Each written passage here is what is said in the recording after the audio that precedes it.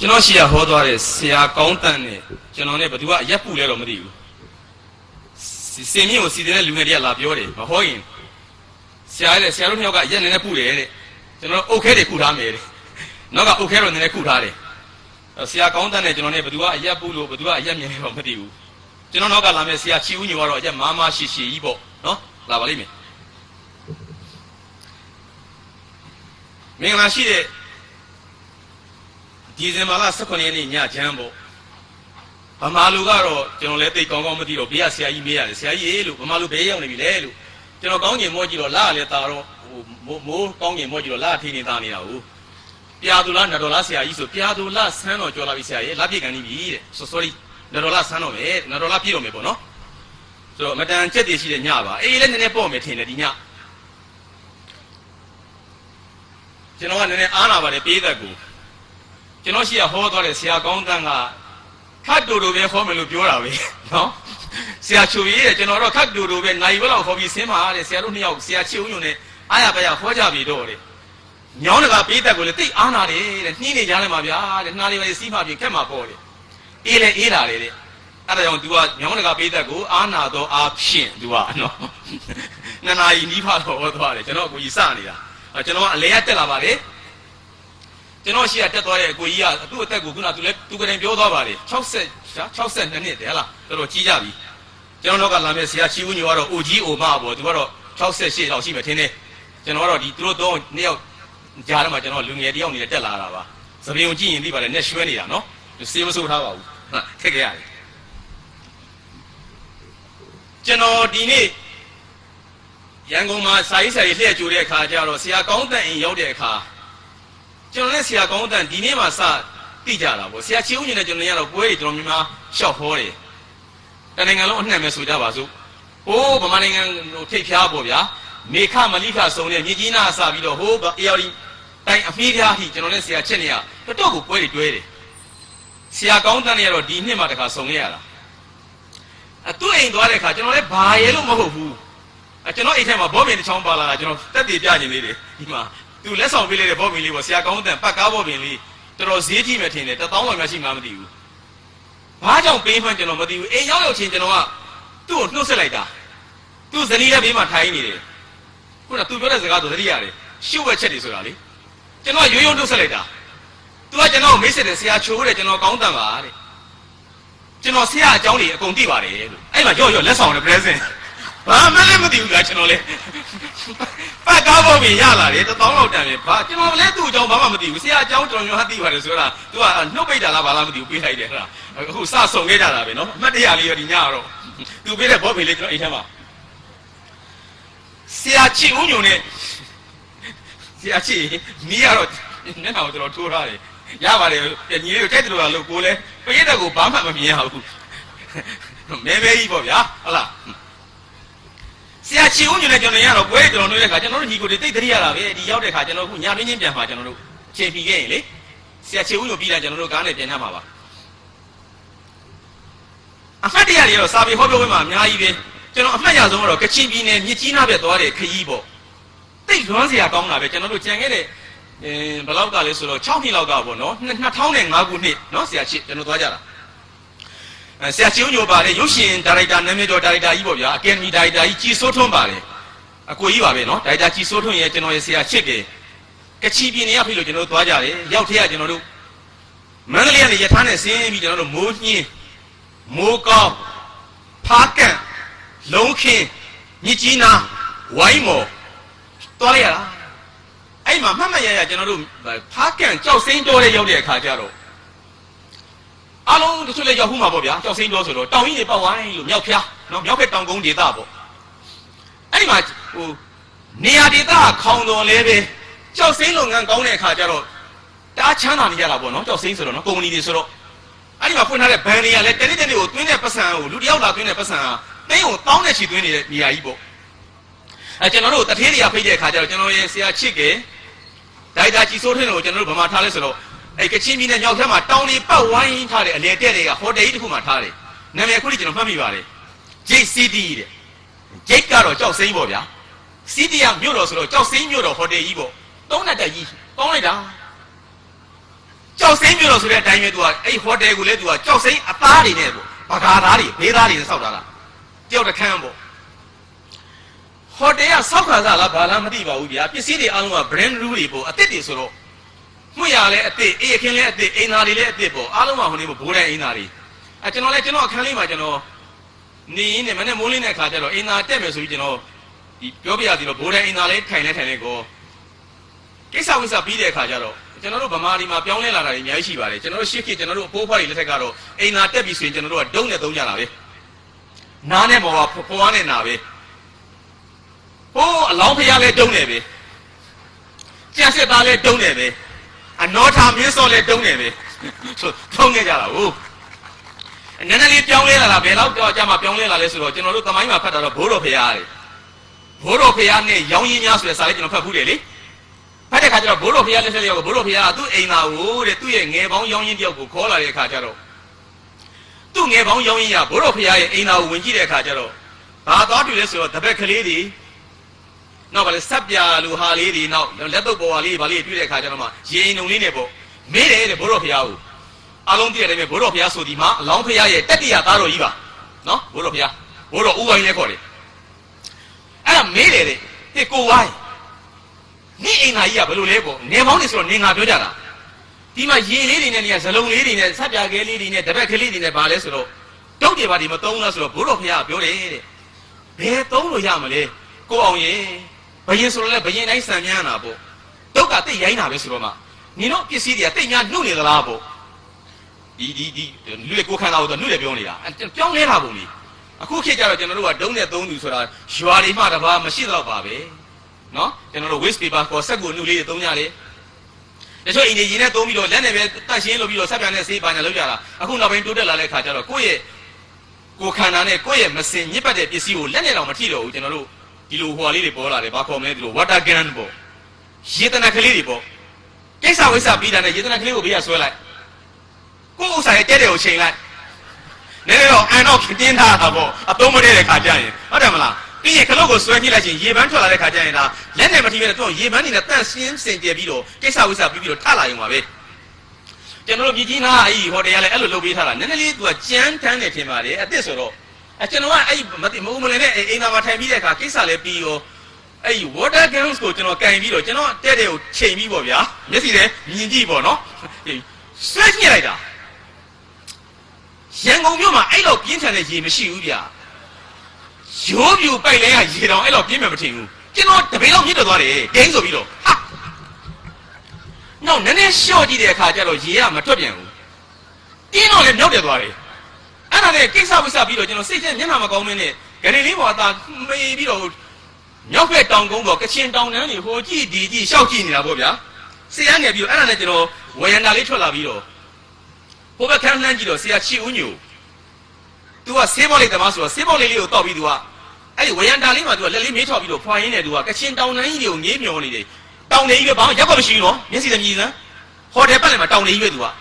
အဲ့လိုသူကငိုင်ပြီးတော့သူအတွေးလေးမှာဘာဖြစ်နေလဲမသိဘူးဟိုဘက်မှာဆမ်းမကန်လှမ်းကြည့်တော့တယောက်ကလည်းဒိုက်တာကြည်စိုးထွန်းသူကလည်းအဲ့ကိုဆရာချစ်ကိုမကြည့်ဘဲနဲ့သူကလည်း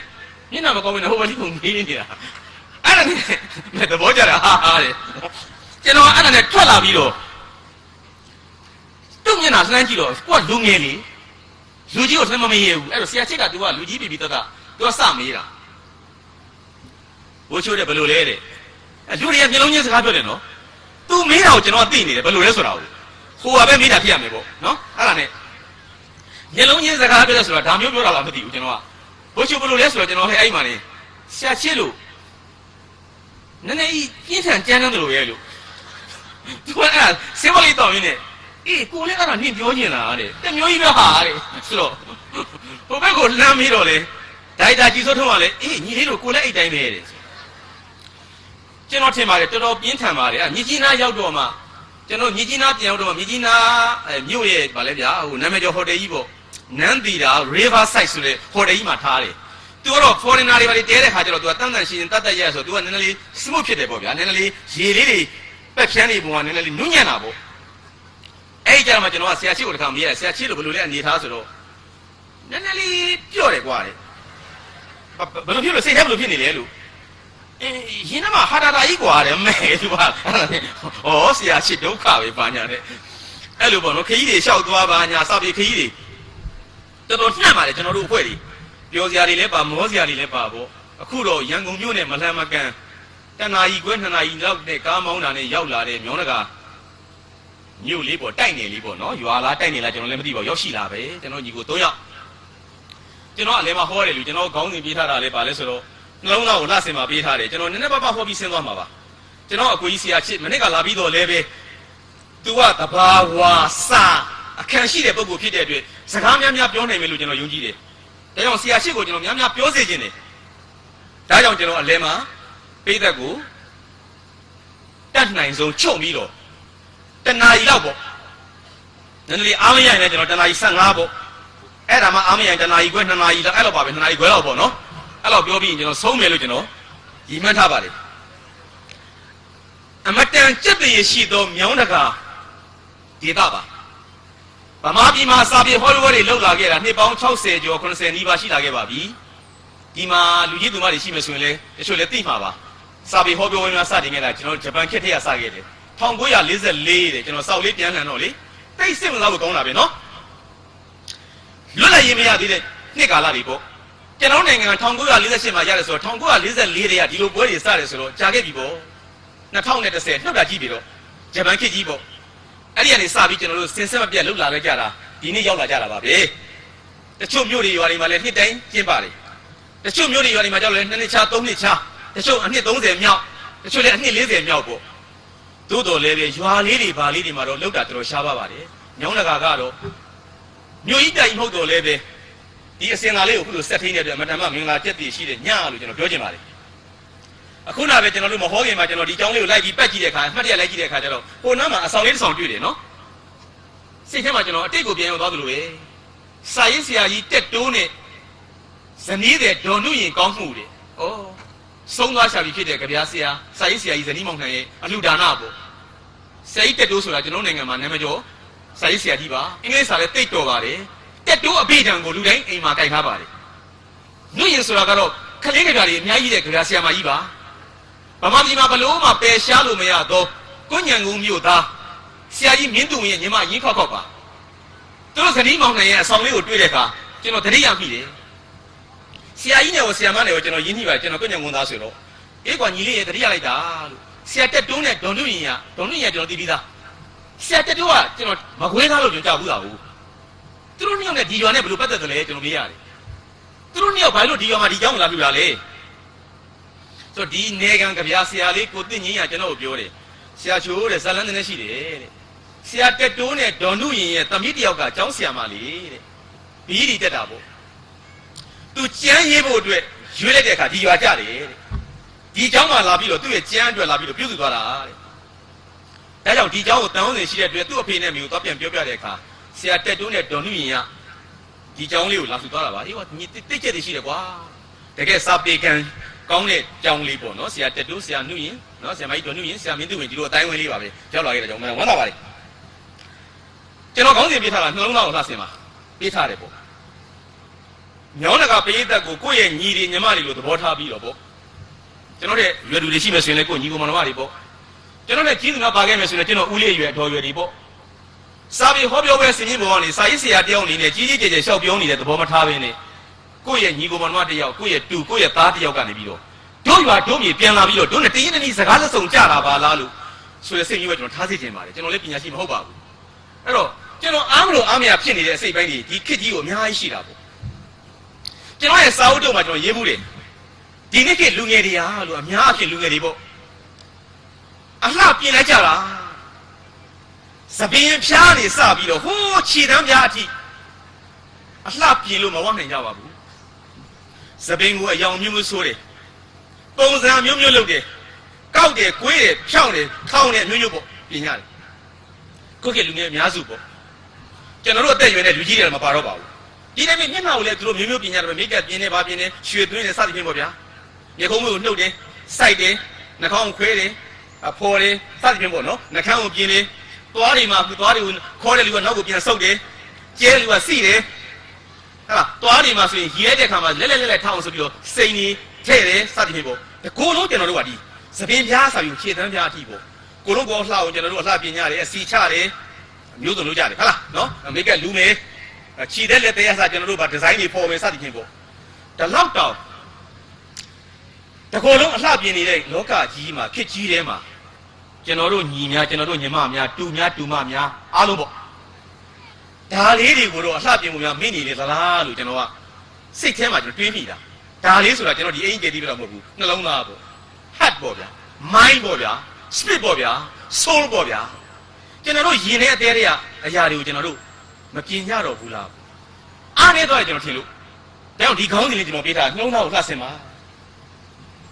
ဟိုတလောလေးကကျွန်တော်ရဲ့ဆရာဦးအောင်သိန်းရဲ့ကာတွန်းဆရာ OBJ ရဲ့ကျွန်တော်တို့3ယောက်ပြည်ဘက်ကနေကြော်ပြီးရခိုင်ရုံးမကိုကြော်ပြီးရခိုင်ရုံးမတွေကရွာလေးတွေသွားတဲ့အခါကျွန်တော်တို့မဟောခင်မှာလူငယ်လေးတွေရွာတက်လာပြီးတော့ရေနံတောင်းတဲ့ရွာလေးနာမည်ကနောက်ကချိန်ခါတဲ့နာမည်လေးက YCT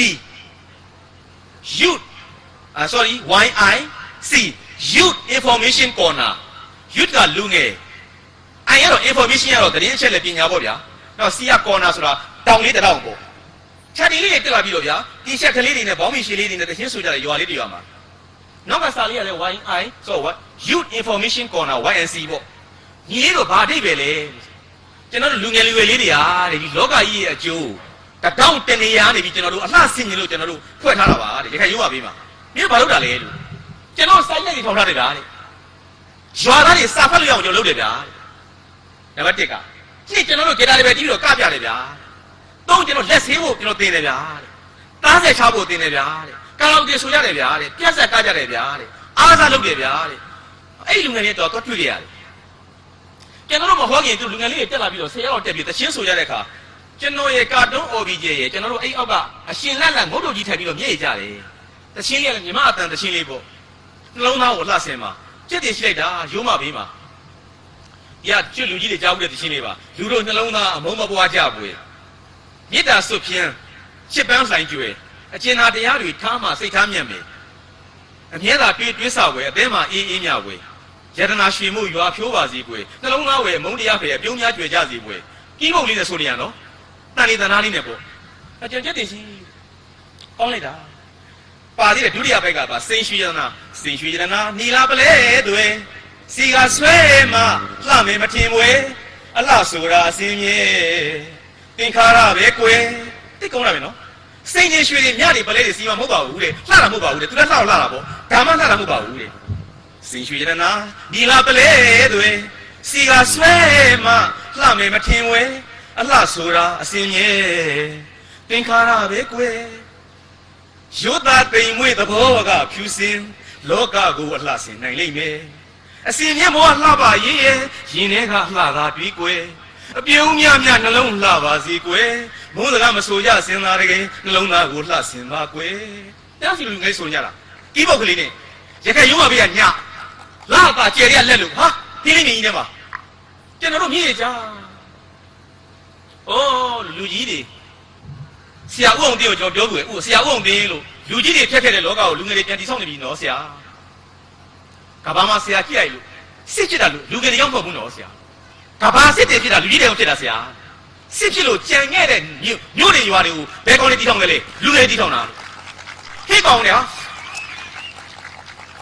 ဆရာဦးအောင်တင်းမှာကျွန်တော်လည်းအိုက်လာလို့အိမ်ချုပ်ခဲ့ပြပါနော်လည်းအိုက်လာလို့ဆရာဦးအောင်တင်းများဒေါသထားပြီးကျွန်တော်မင်းတိတ်ဆိုင်အောင်ငါဒေါသထားလာပြီကွာဆရာတို့ကဘာပေါ်မှာကဘာတွေဘာတွေကိုဖြတ်တာလူငယ်မဟုတ်ဘူးဆရာလူကြီးတွေစစ်တွေဖြစ်တာလူကြီးတွေတိုင်းပြည်ရဲ့စီးပွားကြောက်အောင်လုပ်တာလူကြီးတွေတိုင်းပြည်ရဲ့ပညာရေးကြောက်အောင်လုပ်တာလူကြီးတွေ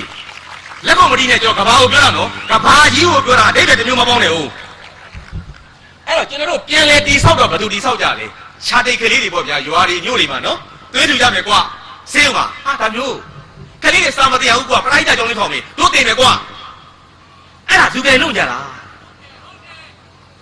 ညီလေးတို့ငါ့ကိုမမြောက်ပေးနေဘူးမင်းတို့မမြောက်ပေးငါထားကနေဒုက္ခသိအောင်ညောင်းတဲ့ကလူတွေထောင်ပေးနေတယ်ဆိုတော့လူငယ်လူရွယ်တွေကတိဆောက်နေရတာဆရာရဲ့လို့အဲ့ရခိုင်ရုံးမဘေးမှာကျွန်တော်မြည်ကြလိုက်တာတကယ်တော့ကျွန်တော်တို့ကနှလုံးသားတွေကိုလှဆင်ဖို့လိုတယ်ဆရာရဲ့လို့လူငယ်လူရွယ်တွေကဒီကိစ္စလုပ်နေတာကျွန်တော်တခုပြောမယ်နော်အာမနာသရံ တကယ်ကျွန်တော်တို့ဗမာနိုင်ငံမှာရေကန်မြေကန်ကနှလုံးသားလှတဲ့လူတွေနဲ့ကျွန်တော်တို့ကကြီးလာကြတာဘာသာရေးနယ်ပဲကြီးကြီးဆရာရှိခဏပြောတယ်ရှင်သာရိပုတ္တရာကြီးကြီးရှင်မောကလန်ကြီးကြီးကျွန်တော်တို့ဘုရားရှင်မော်တင်ပြီးရှိခိုးနေတဲ့ဂေါရမမြတ်စွာဘုရားကြီးကြီးသူ့ရဲ့သားလေးရာဟုလာကြီးကြီးစိတ်နဲ့စိတ်ထားလေးတိတ်ကောင်းတာပဲဗုဒ္ဓဘာသာယဟန်တော်ကြီးတန်ဃာတော်ကြီးကျွန်တော်တို့အတိတ်ဘဝကျွန်တော်ဖတ်ခဲ့ရတာကြံခဲ့တစ်ပေါင်း2500လောက်ကကျွန်တော်တဏှာဖတ်တော့ဘုရားကိုခဏဖယ်ထားအောင်ဘုရားအနေနဲ့ကြီးတင်နေလို့ဘုရားသားတော်ကြောင့်ကျွန်တော်ထိုင်ဖတ်တယ်ရာဟုလာဖတ်တဲ့ခါကျတော့ဆရာတော်ဘုရားတွေသိပြီးသားပါပြောရှင်းပါဆရာတော်ကျွန်တော်လည်းသိတာပေါ့တဏှာကျွန်တော်ဖယ်ရင်းနဲ့မြေ့လေတော့တဏှာရှိတယ်နော်ဖះရဲ့ကျောင်းတော်ဇေတဝင်ကျောင်းတော်တာဝတိပြေမှာဖះကတန်ခအကြီးကဲပေါ့ဗျာခေါင်းဆောင်ကြီးပေါ့သူကစံမြန်းတယ်ပေါ့သူရဲ့လက်ရရန်လက်ဝဲရန်တွေယဟန်တွေအကုန်ရှိတယ်ရှင်သာရိပုတ္တရာတို့ရှင်မောကလန်တို့ရှင်အတ္တစီတို့ရှင်ပုံနာထေတို့အကုန်ရှိတယ်ရန်နေရလေအဲ့ယဟန်ထဲမှာဘယ်သူပါလဲဆိုတော့သူ့ရဲ့သားတော်သူအမွေပေးခဲ့တဲ့ရာဟုလာအမွေတောင်းတဲ့ခါကျတော့မြေသာသနာ့ဘောင်သွင်းလိုက်တာဟုတ်ဆိုတော့အဲ့တော့ဖះရဲ့သားတော်ဆိုတော့ကျွန်တော်ခင်ဗျားတို့ပိဋကစဉ်းစားကြည့်ညင်နေရပုံကိုမဟုတ်ဘူးကျွန်တော်တို့အလုံးရှိခိုးတဲ့ပုံကိုရဲ့သားဘာမာနမှမရှိဘူးလေဗျာဘာမြောက်ကြောင်းမှမရှိဘူးဘာအာဏာပေါ်မှမရှိဘူးလေတနေ့မှာတဲ့တန်ဃာတော်တွေကအဲ့ရဟောက်လာရဲ့စိတ်ကိုစမ်းကျင်တဲ့အတွက်ဘာလို့လဲဆိုတော့သူတို့ကျောင်းကိုသွားတဲ့လမ်းလေးမှာဘုရားအမိန့်ထုတ်ထားတယ်တန်ဃာတော်တွေကတန်တန်ရှင်းရှင်းနေရမယ်အမိုက်တိုက်တွေကိုမရှုပ်ထွေးရဘူးကိုယ့်ဘက်ကိုကောက်ပေါ့အဲ့ဒါစိတ်စမ်းကျင်တဲ့အတွက်တန်ဃာတော်တွေကဘာလို့လဲဆိုတော့ရှောက်တဲ့လမ်းလေးမှာအမိုက်ကလေးတွေဗျာဟိုတိတဲ့6ကလေးတွေဘာလေးတွေပေါ့ဗျာလက်နှီးစုပ်ကလေးတွေဘာလေးတွေထင်းစီလေးတွေဘာလေးတွေချထားလိုက်တယ်ဘုရားလည်းမကြွလာသေးဘူးရာဟုလာလည်းမလာသေးဘူးအဲ့တန်ဃာတော်တွေက तू ကရုပ်ကန်းတာမဟုတ်ဘူး तू ကစမ်းကျင်တာစိတ်ကိုစမ်းကျင်တာတကြောင်လုံးကိုတည်ဖြန့်ထားတယ်ဘုရားရဲ့သားတော်ရာဟုလာအဖြစ်စိတ်ကမ်းမဲ့တယ်လမ်းမှာဖိုက်တွေချတယ်ဘာညာလျှောက်ပြီးတည်လွန်လာပြီတည်းကကျဲနေပြီအဲ့ဒီချိန်မှာရာဟုလာလျှောက်ထမ်းလာတယ်ဘုရားရှင်လည်းဟိုဘက်ကကြွလာတယ်ဘုရားကတည်ကိုကြားပြီးနေပြီမိတယ်တဲ့ရာဟုလာသားတော်ဒီအဖိုက်တွေသားတော်ယဟန်ချထားတာလားဆိုတဲ့အခါကျတော့တကယ်ဆိုသူချထားမှာမဟုတ်ဘူးနော်ကျွန်တော်တို့စိတ်လို့ဆိုရင်တော့သားတော်မချဘူးဖခင်မဲတော်ပေါ့ဗျာဒီလိုပြောမှာပေါ့ကိုလည်းမချဘူးတကယ်လေသားတော်ပြည့်မရှိဘူးပေါ့မငြင်းဘူးလေနော်လောကမှာစီးမဲ့ကမ်းမဲ့သစ္စာဖောက်သူတွေရှိတော်လဲပဲသူမလုပ်တော့လဲပဲသူမလုပ်ဘူးလို့မငြင်းဘူးလေဒီတိုင်းတွေ့ကြည့်နေတယ်တန်ဃာတော်တွေကိုပြီးတော့ဘာမှမပြောဘဲနဲ့သားတော်မကောက်နိုင်ဘူးဆိုပြီးတော့ကြော်လွှားလဲမသွားဘူးလေမျက်လုံးကမြိတ်တွေဝေးပြီးတော့သူမဟုတ်ဘဲနဲ့သူ့ကိုဆွဆွဲတာဟုတ်တန်ဃာတော်ကြီးတွေကိုလိုက်ပြီးမျက်လုံးလေးကလေးကလေးကြည့်နေတယ်နှုတ်ကဘာမှမပြောဘူးတဲ့ကဲသူ့မျက်လုံးရဲ့အသေးပဲတွေကဘာလဲဆိုတော့တပည့်တော်လည်းဒီအဖိုက်တွေမချရပါလားဘာဖြစ်လို့ဒီကြောင်းထဲမှာတပည့်တော်ချတယ်လို့ပြောနေကြတာလဲဘာစက်နဲ့မပြောဘူးဘယ်လိုပဲဖြစ်နေတပည့်တော်တာဝန်ရှိတဲ့အတွက်တပည့်တော်ကောက်ပါမယ်ဆိုပြီးတော့နှုတ်ကပြောတော့မဟုတ်ဘူးမျက်လုံးနဲ့ပြပြီးတော့မှဒီအမိုက်ကလေးတွေကောက်ပြီးတော့မှဘေးကိုလွတ်ပြပြီးတော့မှဆက်ပြီးကြွလန်းသွားတယ်အဲ့ဒီမှာတန်ဃာတော်အပေါင်းကမြိတ်လေကြတယ်ဖျားကုန်နဲ့မြိတ်လေတယ်ဒါကြောင့်ဘာသာရေးချွတ်အောင်ပြောတာကျွန်တော်အဲ့ဒီစာလေးဖတ်မိတဲ့အခါမြိတ်လေဝဲပြီးတော့ဩဖျားသားတော်ရှစ်တည်ရှိလိုက်တာဓမ္မပေါ့နော်တရားနဲ့နေတဲ့လူတွေကဘယ်တော့မှသူကရုပ်ဆိုးတဲ့လူတွေမလုပ်ကြဘူးရှစ်တည်ရှိလိုက်တာစိတ်နဲ့စိတ်ဓာတ်ဆွလိုက်တာနော်ငါဖျားရဲ့သားကွာငါဘာလာဖြစ်နေသလဲငါလာမဆန်းနဲ့ကွာငါကောင်းစီရုပ်ခဲ့တဲ့သားဒီတော့ငါကြက်လို့တမ်းမယ်အရက်ဆိုင်ဝင်တော့မယ်ကောင်းလေးစော်ကားမယ်လမ်းတီရန်ဖြစ်မယ်ပြန်ငါဖားသားကြီးပါမပြေသွားမယ်တမညာမဟုတ်ဘူးနော်ဖျားအဆင်ကျွန်တော်တို့ဖျားကိုဝေလာဝေးလို့ကျွန်တော်တို့ဆရာချီဦးညိုခင်ဗျာကျွန်တော်အကိုကြီးကျွန်တော်ခံထားလိုက်ခြင်းနဲ့သူ့ကိုတန်တရားပေါ့ဗျာသူ့ပြောဆရာချီဦးညိုပြောတာနော်အရာရှိရာခံထားလိုက်ခြင်းနဲ့ဘာအရာရှိပေါ့ဗျာအပွင့်နေပါတခါတည်းလို့ကြည့်ပါတိုင်ရင်မှုရခံကြည့်ပါလားကဲသူ့သားရဲ့သမီးတွေသူနိုင်မလားမျိုးတဲ့ဝင်ကျန်းနေပါပေါ့ဒီအတိုင်းဝင်တော့ပတ်စံမချင်းထွက်သွားငါဖားသားကြီးကဘောကျုပ်ချီဦးညိုကမပြေသွားမယ်ဘာညာလို့လုံးပါပေါ့ဗျာဒါဥမာပြောပြတာဥပမာပြောတာကျွန်တော်ကတိတ်ကျစ်ရှိတာပဲနော်ကျွန်တော်တို့ဖျားနော်ကျွန်တော်လည်းဗုဒ္ဓဘာသာဒီအောက်ကလည်းဗုဒ္ဓဘာသာများမှထင်ပါတယ်နော်ဥပမာပြေးတာပါတိတ်ကျစ်ရှိတာပဲရှာဟုတ်လားအဲ့ဒါညတွေများအိတ်တယ်ဆိုရင်နော်ရောက်တော့ကြောင်ဖက်တာကြက်သိမ်းထားတဲ့နေရာတခုရှိတယ်ဖယားသူ့သားလေးဘယ်နာအိတ်နေလဲလိုက်ကြည့်တာတဲ့ကျောင်းမှာဖယားဖြစ်တော်လေးပဲတိုင်ဝန်းစင်တပင်းစာရှိသေးတာဟုတ်ဘယ်နေရာအိတ်လဲဆိုတော့3ညလောက်ပြောင်းနေတာအိမ်လာရှိကုရီပေါ့ဖယားဘုန်းကြီးကကုရီခေါ်တာအဲ့မှာခွေခွေလေးအိတ်နေတာလေဗျာသားတော်သွားနှူရတယ်ငါအဖေဖျားပဲကွာငါအမေဒီနေရာလာမထားနဲ့ကွာငါအဖေဘေးကြိုက်ရင်ပဲဘာညာဒီစိတ်လည်းမရှိဘူးလေနော်ဒီလိုဘာသာရေးအခါနဲ့စိတ်နေစိတ်ထားမြင့်မြတ်တဲ့အတိုင်းဝန်းရကျွန်တော်တို့မွေးဖွားလာကြတာဒီနေ့ခေတ်တချို့သောလူပြီးဘာကြောင့်စိတ်နှလုံးသားမလှနိုင်ရတာလဲကျွန်တော်တို့လှစရာပစရာအမှုပညာတွေကြပြာတွေဝတ္ထုတွေကျွန်တော်အတိုင်းဝန်းကအများကြီး ဒါကဘာသာရေးခဏထားလိုက်အောင်ရှောက်ပြောရင်ချီရှိနေလို့ကျွန်တော်အကိုကြီးဆက်ပြောပါဆရာရှိအောင်ညိုနိုင်ငံရေးဘက်ကနေကျွန်တော်လည်းပြောနေတယ်နိုင်ငံရေးဘက်ကပြောတဲ့ခါကျတော့ဘယ်သူသွားပြောမလဲကျွန်တော်ဘယ်သူပြောရင်ကောင်းမလဲရှောက်စင်းသလားအလောင်းဖျားကြောင်းပြောရင်ကောင်းမလားတီဘောမင်းကြောင်းပြောရင်ကောင်းမလားအနော်ထားကြောင်းကောင်းမလားဝေးတယ်ကျွန်တော်တို့နဲ့အနည်းဆုံးပုဂ္ဂိုလ်ဘယ်သူလဲဘုံကျောင်းဆန်းရှိမှာပဲဒါအားလုံးအကြောင်းနဲ့ပါဖြစ်တဲ့ပုဂ္ဂိုလ်ကျွန်တော်တို့နိုင်ငံမှာဘုံကျောင်းဆန်းလိုပုဂ္ဂိုလ်မျိုးကျွန်တော်တို့ရခဲ့တာတိတ်အရာတော်တယ်လို့လူတွေကပြောကြတယ်တိတ်စိတ်နေစားမြင်မြတ်တာဘုံကျောင်းဆန်းအကြောင်းကျွန်တော်ဖတ်တဲ့ထဲမှာသူဂျပန်ဝင်တိုက်တာတွေပဲခဏဖျက်ထားတာတော့သူ့ရဲ့အလုပ်အင်းကိုတိုက်တာတွေခဏဖျက်ထားနိုင်ငံကျူးပတ်မှုတွေလူသားဆန်တဲ့စိတ်ပေါ့ဒီနှလုံးသားလှတာပေါ့ကျွန်တော်တိတ်ကြည့်ကြလာပဲဘုံကျောင်းဆန်းအားလုံးဒီကဘေးသက်တည်တဲ့ဘုံကျောင်းဆန်းမချမ်းသာရှာဘူးတက်မတော်ရဲ့အကြီးဆုံးပုဂ္ဂိုလ်ဘုံကျောင်းဆန်းဘဝကနေအလုတ်ထွက်ပြီးတဲ့အခါကျတော့နှုတ်ထွက်ပြီးတဲ့အခါကျတော့ဖဆပါလာအဖွဲ့တွေကိုကိုဆန်းဘဝနဲ့ဝင်တဲ့အခါကျတော့လေဖဆပါလာဥက္ကဋ္ဌစသည်ဖြင့်လုပ်ခဲ့တာလူလက်ကျူးမှမှုတပါရန်ကုန်မြို့မှာသူဘာမှပိုင်ဆိုင်တာမရှိသူ့ပတ်စံနဲ့ဝယ်ထားသောကားမရှိသူ့ပတ်စံနဲ့ဝယ်ထားသောအိမ်မရှိသူ့ပတ်စံနဲ့တီထောင်ထားသောလုပ်ငန်းကိုင်ငန်းဘာမှမရှိရေခဲဆက်မရှိရေတံမှုဆက်မရှိပလတ်စတစ်ဆက်ုံမရှိအဝေးလေးကားတွေမထောင်ထားအကိုဘာမှမရှိဘူးနော်ဆိုလို့ညင်တာဆိုတော့ကျွန်တော်ကရိုးရိုးပြောခင်ဗျားတို့လက်ခုပ်တွေတီးနော်ရှောက်ပြီးတော့ဆရာဦးအောင်အသိပြောသလိုဖြစ်နေပြီခင်ဗျားတို့မမြောက်ပြီးနေအောင်တခါကြိုက်လက်ခုပ်တန်ကြောက်ရတယ်ကွာတယ်မေးတေမမှုကိုရာသွေးမှုဖြစ်အောင်လုပ်တာလေနော်ဦးအောင်အသိပြောဘူးလေကျွန်တော်ကရိုးရိုးပြောတာဘယ်သူမှလည်းမဟုတ်ရိုးရိုးပြောတာကျွန်တော်တကယ်တစ္ဆာဆိုတယ်နော်ဘယ်သူမှမယူကျွန်တော်ဘုံတော့ဆောက်ချစ်ကိုပြောပြနေကျွန်တော်ကဒီလူရိုးကြီးပေါ့အိမ်မှာထမင်းစားတဲ့အခါကျတော့အသက်မခံရခင်တစ်နေ့ဖဆပါလာမလုပ်နေတဲ့အချိန်သားလေး2ယောက်ရှိတယ်အောင်ဆန်းဦးနဲ့အောင်ဆန်းလင်းနော်နောက်လူကြီးကျွန်တော်မသိဘူးနော်ထားလိုက်တော့နော်ရှိတယ်အောင်ဆန်းဦးနဲ့အောင်ဆန်းလင်းနော်နောက်လူကြီးကျွန်တော်မသိဘူးနော်နေတဲ့ခါကျတော့အိမ်မှာမနဲ့ထမင်းစားတဲ့အခါကျရင်ဘုံတော့ဆန်းက तू ကရုံးတက်ခံနေပြီဆိုရင် तू ကတိုက်ပုံအင်းအမဲလေးနဲ့ तू ကဒီကဟိုလေးပေါ့ကွာလာကရုံးလေးနဲ့အောက်ကပိုးဆိုးလေးနဲ့ပေါ့ဗျာတတ်ရပေါ့ဗမာဝတ်စုံလေးနဲ့ပေါ့နော်ကျွန်တော်တို့လိုကြက်တဲ့တုံးနဲ့ရုံမဟုတ်ဘူး तू ကနော်အဲခေါင်းပေါင်းလေးနဲ့ तू ကထမင်းစားကမ်းမှာထမင်းစားတဲ့အခါကျတော့ညောင်းတကာကကဲပေးတတ်တယ်နည်းနည်းလားခံစားကြည့်သမ်းပါဦးဇပွဲပေါ်မှာ2ပကံပဲရှိတယ်တစ်ကထမင်းဖြူပကံထမင်းဖြူဇုံချင်းချထားတတ်ထားတယ်ဒါပဲနောက်တစ်ပကံကဘာလဲဆိုတော့ဟိုဟာဝုတ်ကြောင်းကျော်ဝုတ်ကြောင်းလေး4-5တောင်ကျော်ထားပြီးတော့ဒီတိုင်းချထားတယ်ကျန်တာဘာမှမရှိဘူးရုပ်စွာအဆုံးကျွန်တော်ပြောလိုက်မြင်တော့အချိန်ကွက်တော့မရှိဘူးလေကဲကျက်တုံကြီးကိုဘာလှီးပြီးတော့ငရုတ်သီးလေးတွေပါလှီးတမ်းများလေးပဲညှစ်ပေါ့စားလေးနဲ့ပါလေးနဲ့ပေါ့အချင်းပေါ့ဗျာနော်အဲ့ဒါတော့မပါဘူးလေပလိန်ကြီးဒီတိုင်းကြီးအဲ့ဒါကိုဒေါခင်ကြီးကဘေးကရက်ပြီးတော့ယောက်ျားကိုဒီပကံချပပြီးတဲ့ခါကျတော့ तू ကမလှမ်းမကန့်ကြည့်နေတာပေါ့ငါ့ယောက်ျားလွတ်သွားတော့မယ်သူနာပြုဆရာမကြီးနော်မြောင်းမြသူကရင်မကြီးရိုးလိုက်တာယောက်ျားကိုပတ်စံမရှိလို့လေကြီးကြမှမသိဘူးနော်ရှင်းချပါလားဘာလို့ပါလဲညာမသိဘူးနော်ဒီနဲ့ပေးပြီးနေတာလေအဲ့ဒါဘိုးကျောင်းဆန်းစားတဲ့အခါကျတော့ထမင်းလေးအဖြူလေးကိုကော်လိုက်ဟိုဝက်ကူကြောင်လေးကိုလည်းယူလိုက်လို့လေစားကန်ကြီးတဲ့တယ်မှာဘာလို့လဲဆိုတော့သားအကြီးကောင်အောင်ဆန်းဦးကဟိုနိုင်ငံသားရှိတဲ့ကောင်လေးကငယ်ငယ်လေးဆိုတော့ခေါင်းလေးနဲ့ဇပွဲလေးကလည်းမထိထိဖြစ်နေတာပေပေကြီးတားကိုခွန်အောင်ပေပေကြီးတားစားတယ်ပေါ့ကလေးတွေရဲ့သဘာဝပေါ့နော်တဲ့အချိန်ဘယ်လိုပဲစားတာခင်ဗျာအခုစားတာပြီးတဲ့အဖေမေသမင်းပြင်ပါလို့တာလေစားမယ်ပဲခလေးရတာကျွန်တော်လည်းဒီတိုင်းပဲကျွန်တော်ခလေးလည်းဒီတိုင်းပဲကျွန်တော်ခလေးဒီတိုင်းပဲ तू ကစားလို့မဟုတ်ဘူး तू ကနော်အာယုံကစားတာပေါ့ဘုံတော့ဆန်းတကယ်အဖေကောင်းပဲအဖေစိတ်ပဲနော်အဲ့ဒါမစားဘဲနဲ့ तू စားမယ်တန်းလိုင်းကြီးကိုရော့ဆိုလှမ်းခွန်းနေ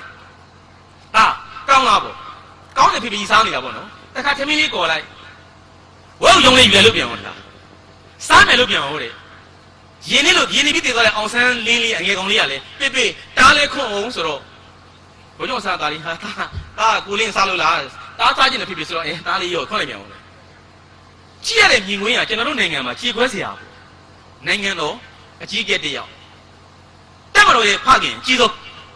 စစ်တပ်မှာသူ့ရဲ့ကြီးသူမရှိအတိတ်ကာလတော့သူ့ရဲ့ကြီးသူမရှိနော်အတိတ်ကာလပြောနေတာဗျာခင်ဗျာဒီခုတော့မတွေ့နဲ့လေ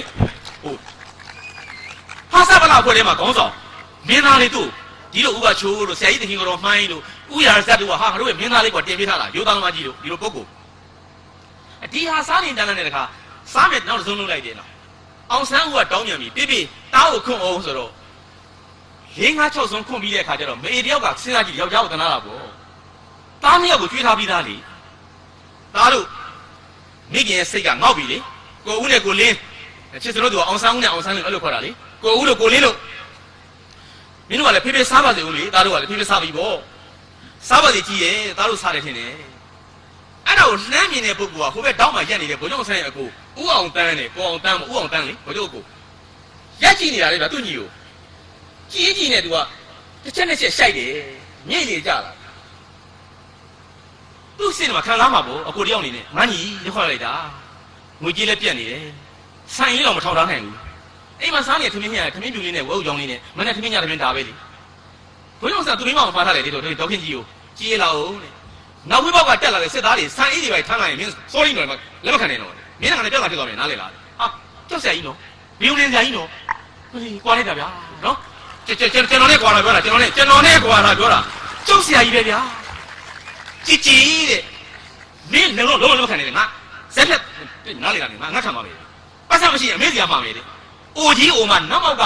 ကဟိုမှာမနေရှာစားနေရတဲ့အမေကြီးဒေါ်စုစီမှာမယ်ကဲမှချမ်းသားကဘိုလ်ချုပ်ဖြစ်နေတာအဲ့ဒါနောက်မောက်ပြန်ပြီးအမေသားကိုပတ်စံ900လောက်ပေးပါအောင်မှန်နေတဲ့အဆင့်ကဲမင်းအမေစီကမှာမယ်မတော့မရှုံနေအဲ့လိုဦးအောင်တန်းမြေးကြလာပြီးတော့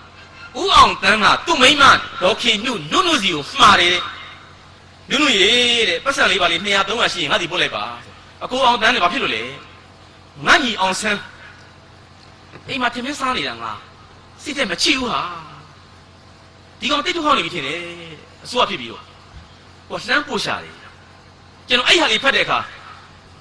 အိုးငါဘာသာရေးစာလေးဖတ်လို့ရှင်ရာဟုလာကိုကြီးညို့တယ်လို့ရှင်သာရိပုတ္တရာကြီးညို့တယ်လို့တို့နိုင်ငံကောင်းတော်ကြီးတွေစိတ်ထားရဒီစိတ်ထားတွေလိုက်တာနော်လို့သူစစ်တဲ့ကျွမ်းတယ်တော့မသိဘူးဘိုလ်ချုပ်မဆန်စစ်နီးစစ်ပြီးပါဘယ်လောက်ကျွမ်းတယ်တော့မသိဘူးဘိုလ်ချုပ်ဆိုင်နိုင်ငံရေးပြည်ရဘယ်လောက်ကျွမ်းတယ်တော့မသိဘူးတို့တော့မိသားစုပေါ်ထားတဲ့မေတ္တာနဲ့သားနဲ့တယောက်ကိုထားတဲ့ဒီလူသားဆန်တဲ့နှလုံးသားရဲ့အလှကိုတော့ကျွန်တော်ဘယ်လို့မှပြီးလို့မရဘူးကျွန်တော်ထိုင်းနဲ့မြေဝဲတယ်ကျွန်တော်ဟာဒီဘိုလ်ချုပ်ကွာတကယ်လူတို့ငါအဖေသာဖြစ်လိုက်ပါတော့အဲ့လိုဖြစ်တယ်ကျွန်တော်သိရတယ်ဗျာအဲ့ဒါဘယ်တော့များနှလုံးသားလှလဲဆိုရင်သူစားကျင်တော့အဆုံးရာပိဋကအလုံးကြီးတယ်ကျွန်တော်တို့ကဘာကျော်စားဆောင်ရှိတယ်မလားကဘာကျော်လေပဲပြုတ်နေတဲ့နတ်စာလေးလေညကြရင်သူကအစည်းအဝေးတွေထိုင်အိတ်ချင်တဲ့ချိန်အိတ်ဒေါခင်ကြီးကအိတ်နေပြီသူကပြန်လို့လားဟောမိမအိတ်တို့သူကပြန်ထမိမအိတ်လွဲနေတာအမြဲတမ်းချိန်နေရအချိန်တိုင်ပင်ကြိုက်ဆိုတာမရှိဘူးသူကဟုတ်တယ်မလားကျန်တဲ့လူကတိုင်ပင်ကြိုက်တယ်ဆရာချင်းနဲ့ဆရာချင်းမျိုးသမီးတွေတိုင်ပင်ကြိုက်ညအတူတူအိတ်တူပြန်ထဟုတ်လားကိုယ်လိုက်ဆိုတူအိတ်ပြီးကဲနော်ချီအိတ်တော့မလားမောင်ကြီးဆရာချစ်ကလည်းအိတ်မှာပေါ်အဲ့လိုသွားပြန်ပြန်နေအိတ်တာသူကထိုင်လေချစ်ထားတော့လေကိုချစ်ထားတော့အဲ့လိုလာတာသူကနော်ပြန်တူအဲ့လိုဟုတ်သူကဘိုးကျောင်းဆန်းလို့သူအိတ်ချင်းဆိုအိတ်တယ်လှုပ်ချင်းလှုပ်တယ်ပြန်ထလာတယ်လူနေတာဟုတ်နေတဲ့ခါကျတော့မိမပေါ်မှာထားတဲ့ယောက်ျားရဲ့စိတ်ဓာတ်အော်ဆံမကောင်းဘူးလားနှိုးပြီးတော့ခဏမခိုင်းဘူးနော်ဒေါခင်ကြီးနော်အကြီးပေါ်ထားပေါ့ငါဘိုက်စားတယ်တဲဖို့သွားပဲနာမည်သွားပဲငါစားမယ်မလုပ်ဘူးစားလေးရေးပြီးတော့ဘေးမှာသွားချထားတာအော်ငါမိမပြင်မရှာတယ်ခရီးသုံးအောင်နဲ့ဖတ်တိနဲ့ရုံးကန်နေရတာငါလည်းမချမ်းသာဘူးဘိုးကျိုးဆိုတော့လည်းပဲသူပြင်မရှာပြီးမနဲ့ထမင်းညထမင်းချက်နေရတာနိုးလာရင်ငါစားလေးတွေ့ရင်သူစီစဉ်နိုင်အောင်လို့ရေးထားမယ်ဆိုပြီးတော့ကြည်တဲပြူနဲ့နာမရရင်စားကျင်တယ်ချထားရတာပဲသူပြန်အိတ်နေတာပဲနိုးလာရင်သူလွတ်လူးမယ်ဘေးကဘာစာလေးနဲ့ဖတ်ကြည့်မယ်သူစီစဉ်ထားလို့ရတယ်ပေါ့စာလဲလူသားဆောင်လိုက်တဲ့စာပဲ must မဟုတ်ဘူးနော် must be မဟုတ်ဘူး if pattern if pattern ခဲ့လျင်တဲပြူနဲ့နာမရခဲ့လျင်စားကျင်တယ်မရလဲကိစ္စမရှိမို့နဲ့တခြားစားမယ်ရရင်ရမှစားမှာမရမနေမဟုတ်ဘူးသူကအမိတ်မဟုတ်ဘူးမိမအပေါ်တော်သူဩဇာမသုံးတဲ့ယောက်ျားပဲနော်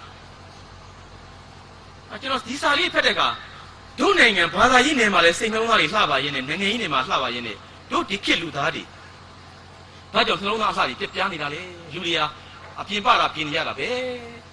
ကျွန်တော်တို့အကိုကြီးဆရာချစ်ဆိုပဲရလိမ့်မလဲတဲပုံနေမှာစားနေတာကျွန်တော်ထင်တယ်အဲ့လိုအချစ်တွေပိုင်းကလုံးဝမထင်ဘူးသူကအမိတ်ဩဇာသူတုံးတတ်တဲ့လူဆိုတော့ကျွန်တော်ဒီပြီးသားအမိတ်ဩဇာလုံးမှာပေါ့ဆိုကြပါစို့ဆရာချစ်ကမိမကပါလဲတော့ဒါလဲဆိုကြပါစို့ကဲဆိုကြပါစို့ तू ကဘယ်လိုကြီးထားပါတော့ဗျာဒေါခင်ကြီးကသူမိမထားပါတော့ဘာတော့ပါရဲ့ကျွန်တော်ပြင်သားပြောတာပါ तू ဘယ်လိုအဆင်ကိုရေးပါမလားတေးပါလေတို့ဒေါခင်ကြီးအင်းတော်ရှင်မနတ်မောင်လန်းပြတော်ကြီးဆောင်ရန်ကုန်မြို့အကြောင်းအရာပဲပြီးနေတဲ့ဗတ်ဆိုင်ရဲ့ကိစ္စကျွန်တော်မြန်မာနိုင်ငံတပ်မတော်တင်လာပြီဘယ်လိုကြီးကျုံညို့သည်နည်းနည်းမိုးလင်းချင်းပဲလူနေများကိုစားလို့တော့ကြောင့်မရမနေဆောင်ရထားရန်အကယ်၍ပြက်ကတိရှိတော့သွေးတန်းပုံချုံညို့အတိပတိမနိုင်ငံတော်ဆိုပါဘာညာလုံးမှာပေါ့ဗျာကြောက်တယ်ဆရာရှိကိုကျွန်တော်ကြောက်တယ်အဲ့လိုဒီဇိုင်းတွေဗျာဒီကလူကြီးက စစ်ကျွန်တော်တို့ဘိုးချုပ်အောင်ဆန်းကျွန်တော်ချစ်တာအဲ့တော့ချစ်တာအော်လို့နော်မိမအပေါ်ထားတဲ့စိတ်ကောင်မှအနုပညာပါလိုက်တာဘိုးချုပ်အောင်ဆန်းရဲ့နာမည်စကားတစ်ခုရှိတယ်နော်ကျွန်တော်ပြောလိုက်ဦးမယ်စကားလက်ဆောင်ဒါတော့အကျဉ်းပန်းနိုင်တဲ့ပုဂ္ဂိုလ်ကြီးကအခုတက်ရှိထင်ရှားရှိနေတဲ့ရန်ကုန်ကိုအခုခဏရောက်နေတဲ့အောင်မန်းကစာရေးဆရာကြီးတကုံတာယာကိုပြောတယ်ကိုထင်းမြန်ရေးတဲ့ဆရာတကုံတာယာနာမည်ကကိုထင်းမြန်ဆရာတကုံတာယာဆိုတာ1919မှာမွေးတဲ့ပုဂ္ဂိုလ်ကြီးလူပြိုကြီးစာရေးဆရာခင်ဗျားတို့မော်ဘီနဲ့တိတ်မစိမ့်ဘူးဒီနားကဘောလုံးဆက်ယုံနာမှာသူ့ညမသူ့တူမလေးမမြင့်မြင့်စိန်တူနာပြုတ်ဆရာမလူတုံးကဘောလုံးဆက်ယုံပေးနာတိုက်ခန်းမှာရလို့သူနေသွားခုတယ်ကျွန်တော်တို့လာတော့ဒီကမော်ဘီမြို့ကကြပြားဆရာကြီးဖြစ်တဲ့ကိုတင့်ငိမ့်တို့မှိုင်းဆေးနှစ်တို့ဒေါက်တာတက်ဦးဒီမြို့ကဒေါက်တာတက်ဦးဆိုတာရှိတယ်ဆရာဝန်လေးသူတို့နဲ့ကြော်သွားကြရတာဘုလို့ဆန်းတဲ့တန်ငယ်ချင်းတွေရင်ဖွင့်တယ်နော်ကိုထင်းမြန်ရေးတဲ့အိမ်တော်ရေးမှလည်းအနုပညာလိုတယ်ဗျာလေအနုပညာမပါရင်မြန်မြန်ကွဲတယ်လေဟာဘုလို့ဆန်းပြောတဲ့စကားနော်လူဘဝမှာအနုပညာဆိုလိုရတယ်ဗျာအလှပမြန်လို့တဲ့စိတ်ပေါ့ကျွန်တော်တို့ဟာအဲ့လိုဘာသာရေးနောက်ခံပါလေနှလုံးသားတွေလှပါလျက်နဲ့နိုင်ငံရေးနောက်ခံပါလေနှလုံးသားရေးလှပါရဲ့နဲ့ဒီလိုပုံကိုယ်ကြီးကျွန်တော်တို့ရထားပါလျက်နဲ့ဒီနေ့ခေတ်အများစုဟာသပင်ပြားကနေခြေတန်းပြားထိတာအလှပြင်ဖို့ကြိုးစားနေပြီးတော့ကိုယ့်ရဲ့စိတ်တွေနှလုံးတွေကိုလှအောင်ပြင်ဖို့တော့နည်းနည်းလေးမြင့်လျော်နေသလားလို့ကျွန်တော်ကအကိုတယောက်အနေနဲ့ကျွန်တော်ကစိတ်ပုံမိတာတကယ်ကျွန်တော်တို့ပတ်ဝန်းကျင်မှာကျွန်တော်တို့ရဲ့စိတ်တွေစိတ်ထားတွေကိုပြုပြင်မဲ့စာတွေကြပြားတွေအများကြီးပဲပတ်ဝိုင်းလို့ခံစားလို့မကုန်နိုင်ဘူးကျွန်တော်တို့အများကြီးပဲဆရာရှင်ဦးရုပ်ဝတ္ထုဖတ်မလားယူရဲ့ဝတ္ထုကိုဖတ်မလားနေဝင်းကြီးရဲ့ဝတ္ထုကိုဖတ်မလားမနေ့ကလာတော့လေတွင်းသားဆောချိတ်ကဝတ္ထုကိုဖတ်မလားဒီစာတွေကြပြားတွေအားလုံးကကျွန်တော်တို့စိတ်နဲ့စိတ်ထားတွေကိုညစ်ညအောင်လှပအောင်ပြင်းနေတာဟာကြီးပဲကျွန်တော်တခုပြောမယ်မျက်မှန်လေးရင်ငွေတွေနဲ့ဘလောက်နှင်းနေကြနေလဲမသိဘူးကျွန်တော်တက်လိုက်ရင်ငွေတွေလာလိုက်မဲလိုက်နေနော်ကျွန်တော်မိတ်ဆွေစာရေးဆရာတယောက်ရှိတယ်ဒီနေ့ဆိုရင်သူတို့မလေးရှားရောက်ကြပြီပေါ့မန္တလေးကစာရေးဆရာတယောက်ရှိတယ်ရေနံချောင်းသားကြီးကိုနေဝင်းမြင့်နဲ့မိမခင်ခင်ထိုးတဲ့မနေ့ကညကြရင်သူတို့မလေးရှားမှာစာပေဟောပြောပွဲကျင်းပပါလိမ့်မယ်တကယ်ကျွန်တော်ပါဖိတ်ထားတာကျွန်တော်တကယ်တော့ဒီနေ့ဆိုရင်ကျွန်တော်လေမြန်နဲ့ပါပြီးမလေးရှားကိုဒီညနေရောက်အောင်အချိန်ပေါ့ဗျာသို့တော်လည်းကျွန်တော်ကတက္ကသိုလ်ဆရာလုပ်တဲ့အတွက်အစိုးရဝန်ထမ်းဖြစ်တဲ့အတွက်ကျွန်တော် passport လျှောက်တာမရဘူးဗျကျွန်တော်ကိုစားမောင်စင်ရွေးတီးကုန်းလိုက်သွားတယ်အခုနေပြောနေတာဆရာချိုရေးတဲ့အခုချိန်ဆိုရင်တော့ကိုနေဝင်းကြီးတို့မလေးရှားရောက်နေကြပြီတဲ့မနေ့မှဟောကြမှာသူတို့ကိုနေဝင်းကြီးဝတ္ထုတပုတ်ဗျာကျွန်တော်ပြောပြရစီတော့ကျွန်တော်စိတ်ကိုဘဝကိုဆွဲခါတဲ့ဝတ္ထုအဖေတယောက်ကတာဝန်ပေါ့ဝတ္ထုကောင်းကြီးလေးကဘာလဲဆိုတော့တန်ဖိုးတစ်စိတ်တွေဗျာအညာရွာလေးတွေပါရှိတယ်အညာရွာလေးပေါ့ဖေရတောက်တူမရလေးတွေလိုက်လို့ပြီးတော့မိသားစုဘဝကိုတိတ်ပြီးကျိုးကျိုးဆဆမရှိတဲ့ဖေမင်းရလည်းဘာမှမလုပ်တာမကင်တတ်ပေါ့ခလေး3-4ယောက်မွေးထားတယ်အဲ့ခလေးတွေမှာတယောက်ပါနေတယ်ဗာလေမဲနေဆိုတာကောင်းကြီးမဲနေတဲ့ကျောင်းလည်းမနေတော့ဘူးမဲနေလေးကဘယ်လောက်ရှိလဲဆိုတော့9တန်း6တန်းရွယ်လေးပေါ့တော့မဲတွေကအိမ်မှာလည်းနေတယ်မရှိဘူး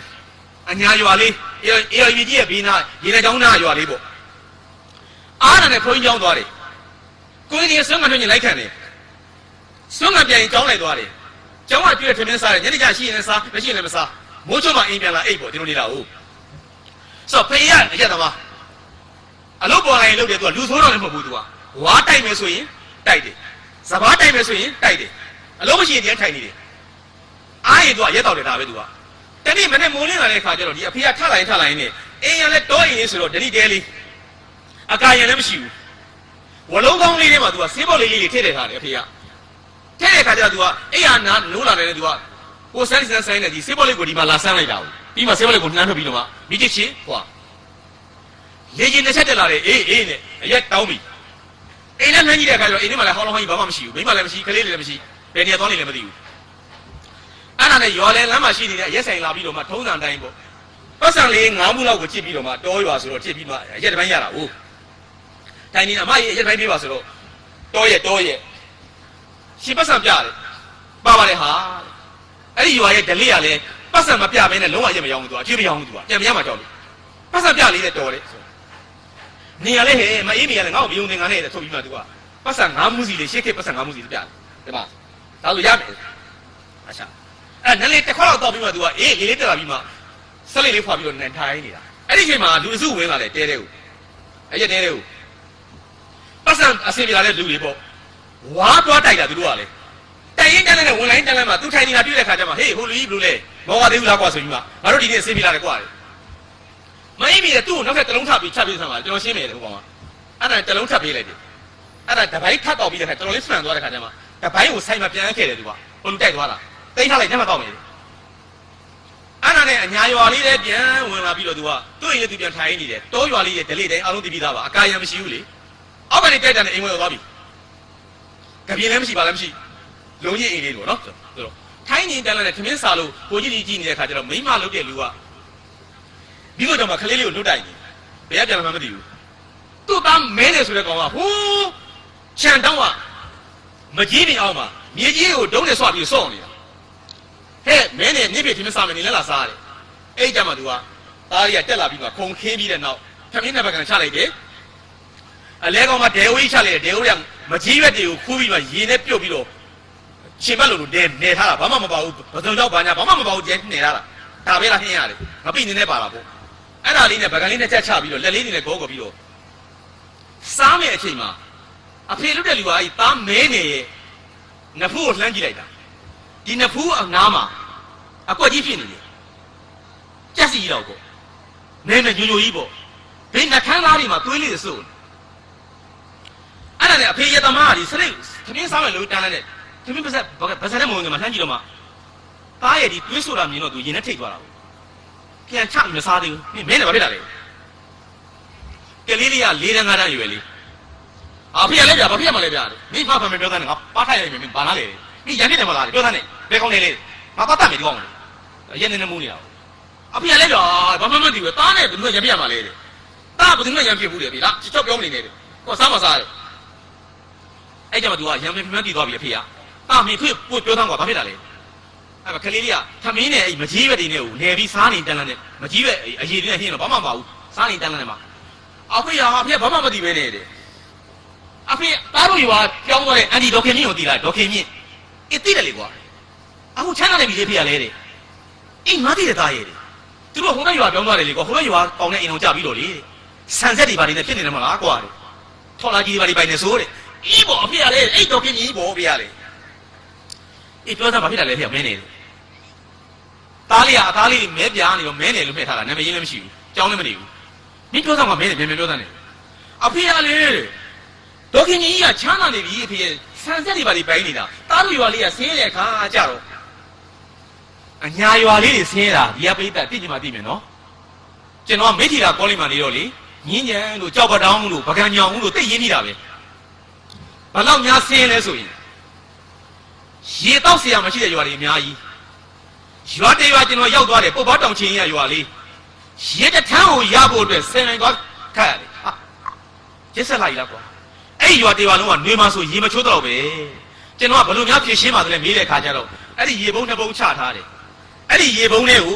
ပစိုးတစ်ထည်နှိမ့်လိုက်တယ်ရေနှိမ့်လိုက်တယ်အဖေကအဲ့ဒီရေနဲ့အေးကောင်းကိုလုပ်တယ်ရေရှားလို့ပြန်နှိမ့်ချတဲ့ကြီးရည်တွေအဲ့ဒီပစိုးကိုပြန်စိမ့်တယ်ပြန်နှုတ်တယ်ရှစ်တယ်မအေးရတာနဲ့တတ်တယ်အေးသွားအောင်မအေးပြီးတဲ့ခါကျတော့ဒီကိုပြန်ညှစ်သမီးကပြန်တက်တအားရေရှားတာပဲနော်ဒါကြောင့်ကျွန်တော်ကအဲ့ဒီရွာလေးတွေကျွန်တော်လေ့လာကြည့်တဲ့အခါကျတော့အဲ့ဒီရွာလေးတွေမှာအလှူတွေပါတယ်လုပ်ပြီဆိုရင်ဘယ်တော့ကာလမှခမင်းချက်မကြွေဘူးရှင်ပြုတ်တော့ဘာလို့ရှိတယ်မလားဘယ်တော့မှခမင်းမကြွေဘူးသူကအဲ့ဒီအလှူတွေကပြန်လာတဲ့လူတွေကျွန်တော်ကြည့်တယ်မင်္ဂလာဆောင်အလှူအတုပလက်ထက်မှာကျွတ်ကျွတ်ကလေးတွေနဲ့တွေ့လားကြောက်ပတောင်းသားရွာလေးတွေလေကြည့်လိုက်ရင်ဆန်အိတ်ကလေးတွေအမဲသားလေးတွေမချက်ရသေးဘူးဝက်သားလေးတွေကြက်သားလေးတွေကျွန်တော်မေးရတယ်အမတို့ဘာလုပ်တာလဲဆိုတော့အလှူရင်ကကျွေးတာလေတဲ့အမတို့ချက်ကျွေးတာမဟုတ်ဘူးလားလို့ဘယ်ဆရာကြီးကလည်းဗျာတဲ့တောက်တောက်ကားကားတဲ့သူကအညာလေးလေးတော့တောက်တောက်ခါခါတဲ့ကျွန်တော်တို့အညာမှာဘသူမှတော့ချက်မကျွေးဘူးရေရှားတယ်တဲ့ကျွန်တော်တို့ကဒါလေးကိုပေးလိုက်တာကိုယ့်ဘက်ကိုချက်စားတာတဲ့တရွာလုံးကအာလိုမိသားစုလိုဖြစ်နေတဲ့ခါကျတော့ဆရာရှင်ဦးရင်မှာမိသားစု၄ယောက်ရှိတယ်ဆိုရင်၄ယောက်စာထည့်ပေးလိုက်တာဆန်လေးကိုနှုတ်သူလေးလုံးကိုယ့်ဘက်ကိုချက်စားလူတယောက်ကအမဲသား30သားနှုတ်ဆိုရင်၄ယောက်ရှိရင်40သားပြီးသွား3ယောက်ရှိရင်30သားအဲ့လိုပေးတာဟောထူးဆန်းလိုက်တာလို့ဆရာရဲ့တဲ့ကျမတို့ရွာလေးတွေကရေရှားဖို့ရှားပါအညာမှာဆင်းရဲအဲ့တော့ဆင်းရဲလာတော့အဲ့လိုရွာလေးပေါ့ဗျာဆိုတော့ဒေါခင်ကြီးကပြန်လာပြီဒါအောင်မင်းတွေကပြောနေတာအဖေတဲ့အန်တီဒေါခင်ကြီးကလေချမ်းသာလိုက်တာလေတဲ့လက်ကောက်ကြီးတွေဝတ်ထားတာအများကြီးပဲဗျာလေဆွဲကြိုးကြီးတွေရောဗာကြီးတွေရောအများကြီးဝတ်ထားတာတဲ့တားတို့ရွာလေးကပြောင်းသွားတယ်မိမဖြစ်တဲ့အတွက်တားတို့ရွာလေးကိုတန်းစင်ရှိချတယ်အဖေရဲ့တားတို့ရွာလေးတန်းထားတယ်ဆိုပြီးတော့ဘုန်းကြီးကျောင်းမှာလာဆူတယ်တဲ့ မနေ့ကသားတို့မွေးငါကြည့်တယ်တေပါလုံးနဲ့ဖေမသိလို့အဖေရဲဆိုင်ရောက်နေလို့တဲ့တေပါလုံးသွားစားကြတာဟဲ့ကားနေတာပဲသားတို့ပြီးလေပြီးရောအန်ဒီတို့ခင်မြင့်ဟာသားတို့ဆန်းလှူတယ်တအိမ်ကိုတပြီတန်းစီကလေးတွေသားတို့လည်းစီတာပေါ့ဖေဖေကြီးရတယ်တယောက်တပြီပေးတယ်လေသူကဝေးတာအင်ကြီးသိမရှိဘူးသူကတထင်းမကြီးလာစုကဖေးရတယ်ဒေါခင်မြင့်ကြီးကတိတ်ပါတာပဲသားတို့လေနှစ်ခါပြန်မယူအောင်ဟဲ့တယောက်ကိုတပြီရရမယ်ဆိုပြီးတော့သားတို့တပြီရပြီးတာနဲ့ဟိုဘက်ကတယောက်ကသားတို့နှစ်ဖူးကိုယူပြီးကြောင်းပေါ့ဗာလဲဆိုတော့ဘုန်းကြီးကျောင်းမှာရှိနေကျွန်တော်တို့ impact ပေါ့မှင်းလေးဒစိထုရဟာလေအဲ့ဒါနဲ့ဒစိထုပြီးတော့နှစ်ဖူးကိုရက်ပြီးဒါပဲသူကသွားတယောက်နောက်တယောက်လာတပြီဒစိအဲ့ကျကျွတ်တာဟုတ်နှစ်ဖူးပြောင်းလို့ရီရလာတာမသိဘူးနော်ဟုတ်တယ်မလားမဟာနှစ်ဖူးကိုကြည့်ပြီးရီးနေတယ်သူကအဲ့လိုပတ်သွားရင်းနဲ့ဖေးရတားလေတဲ့ဘယ်ရမလဲတဲ့အိမ်မှာဆံမရှိမှသိတဲ့ခါကြတော့လေနောက်တစ်ခေါက်ပြန်စီတာပေါ့လေအဲ့ဒီတော့ခင်ဗျာတားကိုမှတ်မိတယ်ဗျာတဲ့တသေးကြီးတကြွကြီးတွေကစိတ်ထားကောင်းကြပါတယ်နော်ကလေးလေးနောက်တစ်ခေါက်ပြန်လာတော့လဲပဲကျွန်တော်တို့အကိုတို့သိတာပေါ့ဗျာသို့တော့တနာတဲ့ခါကျတော့ဩသူခင်ဗျာဆင်းရဲချလို့နှစ်ခါပြန်စီနေတယ်ဆိုပြီးတော့တိတိပြည့်ခါကမပြောပါဘူးခေနောက်ခါမလာလဲတော့တော်တော်ပြင်နှစ်ခါရှိပြီအဲ့ဒီသဘောလေးပေါ့နော်ချစ်စနိုးလေးပေါ့တာမင်းနှစ်ခါပြန်မစီနဲ့နော်ခဏခဏမစီနဲ့အဲ့ဒီမကြိုက်ဘူးတင်းပြီးလာဆိုပြီးတော့နောက်တစ်ခါ तू ကထပ်ထုတ်ပြလိုက်တာအခလေးကလောဘစောတက်လာပြီအိမ်အတွက်လူကြီးတွေလို့ငါတို့မိသားစုရဲ့စီးပွားရေးငါအဖေရဲ့ဒုက္ခငါအမေဒုက္ခဘာမှမသိဘူးခလေးစိတ်ထဲမှာတခုပဲသိတယ်ငါတို့ရင်ဆင်းရဲတယ်ငတ်တယ်နဲ့မဖန်ဘူးငါဒီဆန်နေရအောင်ရှာမယ်အဲ့လိုစကလေးမစိတ်ရှိတယ်တားလည်းဘယ်ရမဲဖြစ်ရင်နောက်တစ်ခါကျတော့တာသဲနေနဲ့ရေတွေနဲ့ဒါကိုပြန်ပြီးတော့ဖြစ်တာ तू ကအသားကိုရေနဲ့သဲနဲ့ပေါ့ဒါပြက်အောင်လေအတုံးလေးကဖြစ်နေတာ तू ကအဲ့တော့သဲနဲ့ပွင့်ရင် तू ကသွေးဆို့လာတာ तू ခလေးကဒါပဲနာမလည်းမသိဘူး तू စားလုံးချင်းနေတာပွင့်သွေးလေးဆို့လာတဲ့ခါကျနောက်တော့ပြန်တန်းစီမြန်ပြီဟဲ့ကောင်းလေးလာပြန်ပြီလားနေတခါလှန်လိုက်ပြီးရိုက်ဖို့ကြတော့ကြည်လားသွေးလေးဆို့လို့နေမလို့ခဏလာစီနေရလေ तू ကဆူလာမဟုတ်ဘူးတားနော်မင်းလွန်လိုက်မကောင်းဘူးဒီခါတော့တော်တော့ထပ်ထွေးခလေးကဒါကိုဆိုင်းတယ်ပြောဖေးအားတာအဲ့လိုကြီးအခါခါဒါသွားစီရပေါ်ဖေးရတယ်မီးတို့ဖေးတို့ထမင်းစားဖို့ဟိုမှာပြည့်ဆိုင်ရတယ်ကြားရတော့ကဲဒိန်းဆိုနှမ်းကြီးတော့မီးပုံကြောင်ပေးနာထမင်းလေးပေးနာမှာသူ့ရဲ့စွတ်ကျယ်လေးနဲ့အစုပ်လေးနဲ့ထုတ်ထားတဲ့ဆန်တို့ကလေးတူကဆန်လေး၄ပြည်လောက်ရှိမယ်သူတို့ချီပြီးတော့ထုတ်ပစ်ထားတာဖေးကတားယူရဆန်လေးတွေ့လားဆိုတော့မှအဖေကဒီထမင်းကိုဆက်ပြီးတော့သူဘာလို့မှသူမျိုးချလို့မရတော့ဘူးလေဩငါမနဲ့မိုးလေးမချိုးရက်ဆိုင်ရောက်နေအလို့ရှိလဲထားလို့လူဆိုတော့မဟုတ်ဘူးသူကကျွတ်ကျွတ်ဆဆမရှိတာသူကရှင်းရင်လို့မရှိရင်ထိုင်နေရက်တော့ဒီခုငါသားလေးကြီးကနှစ်ဖူးကသွေးတွေစို့လို့ဆန်လေးပြီးတော့ရအောင်ရှာလာတာဟိုးမိဖို့ရအောင်မပြစ်ထားတာသူ့စွတ်ကြလေးနဲ့ချီထားပြီးသားဒီကလေးမျက်နှာလေးကြည့်တဲ့အခါကျတော့လေငါဒီမိသားစုတွေတာဝန်ကြီးတဲ့သားတစ်ယောက်တို့ဘာလို့ဘာမှမရှိဘူးရိုးလေးပဲသူကအဖေနဲ့နေနေငတ်တယ်တို့ရင်မထမင်းနဲ့မမှန်ဘူးငါရရနေရှာမယ်ဒီစိတ်ပဲသူကမှတ်သူဒီလက်နေနဲ့တုတ်ပြီးတော့မှတောစားပေါ့ဗျာလက်နဲ့လူတိုင်းနေပြီးစားနေတာအဖေစားပေကြီးဟာဆိုချနေတာဒါကိုဖေရကြည့်ပြီးမဲနေရဲ့နဲ့ဖူးကသွေးကိုကြည့်ပြီးမှတောက်တစ်ချက်ခေါက်နေတယ်ဘာကံကောင်းမယ်ဆရာကြီးနော်မတော်တာဘာကံကောင်းမယ်ထွေးဆိုချွတ်ချပြီးတော့တော့မှဒီဘယ်မှာကဆိုနေစားတော့သူခလေးကိုမုန်းတာမဟုတ်ဘူးသူကဘာဝကိုနာကြီးတာဘာလို့မိသားစုတော့ဒုက္ခရောက်နေတာဆိုထသွားပြီးတော့ဟိုဘက်ကမြေမှာသွားပြီးတော့ဆေးဘက်လေးကောက်တော့ပြီးတော့ဆိုဟောဝတ္ထုလေးဘာမှကြွလိကလေးမဟုတ်ဘူးကျွန်တော်တို့ကချစ်စနုနဲ့ခေါ်တယ်ကလာကြီးလို့ခေါ်တယ်ကိုနေဝင်းမြင့်အခုမလေးရောက်နေတဲ့ပုံကိုကြီးအခုဒီနေ့ရောက်နေလားမသိဘူးသူမိမဗာလဲမခင်တူဟာလားကြောင်းနေပြီထင်တယ်ဟာကျွန်တော်အိတ်ဝတ္ထုဖတ်တဲ့အခါဘာဖြစ်လဲဆိုတော့ဖခင်တယောက်ကတာဝန်နဲ့ဝတ္တရားပဲအဖေတွေမိတွေမှာသားတွေတပည့်တွေပေါ်မှာဒီလောက်တောင်မှပဲတာဝန်နဲ့မြတ်တာတရားမရှိဘူးလားအဲ့လိုဝတ္ထုမျိုးကကျွန်တော်တို့စိတ်ကိုပြင်တာကျန်တာလည်းပြင်လို့ရဘူးကျက်တော်လို့သမင်းနဲ့ကျက်တော်ဆိုးကျက်တော်ဖြတ်ကျက်တော်ထောင်းဒါကျက်တော်ကိုမှု့ရဟာလားကျက်တော်ခွဲစီတော်တယ်စိန်စီအပြင်းဟာလေဒီစိတ်ပေါ့အဖေအမေမှာထားအပ်တဲ့မေတ္တာတရားပေါ့ဒီစိတ်ပေါ့ဒါကိုကျွန်တော်ရတာစာပြရပြင်တာဒါကိုခိုးတနေ့ကသွားတဲ့ရေနံတော်ကကောင်လေးတွေဆိုနေတာစိတ်ရွှေနာနီလာပလဲဆိုစီကာဆွဲမှာလှမယ်မထင်ဘူးဘဝဆိုတာအစဉ်ပြသင်္ခါရပဲကွယ်ရိုးသားသိမ်ဝင်သဘောကဖြူစင်လောကကိုလှဆင်နေတယ်ဒီသားသူဆိုနေတာအောင်ဆန်းတော့နှုံတာမလှနိုင်ဘူးလားဒီတောင်ကြီးကျွန်တော်ပြောတာရဘူးလားလို့မလှဘူးလားရှင်သာရိပုတ္တရာလို့မလှဘူးလားရှင်မောကလို့မလှနိုင်ဘူးလားဒီတောင်ပြောနေတာအများကြီးပဲလောကကြီးမှာအများကြီးပဲလှရလူရတစာပေကကျွန်တော်တို့ဒီလူငယ်တွေကိုဒီဟာကိုသူကမောင်းနေပေးနေတာကတ်ချင်းသွားနေသူကအဲ့ဒီဟာတွေကကျွန်တော်တို့ရဲ့ဘဝတွေကိုစိတ်တွေကိုပြောင်းလဲစေမှာဟုတ်ဗျာဟုတ်တယ်မလားနိုင်လေးကြီးလေးပေါင်းလို့ဗျာနော်ပြောဆရာရှိကိုကျွန်တော်ကငင်းညာသောအဖြစ်နော်တော်လက်ကြွားလားမသိဘူးနောက်တော့15မိနစ်တော့ပြောပြီးရင်ကျွန်တော်ရမယ်ဟုတ်လား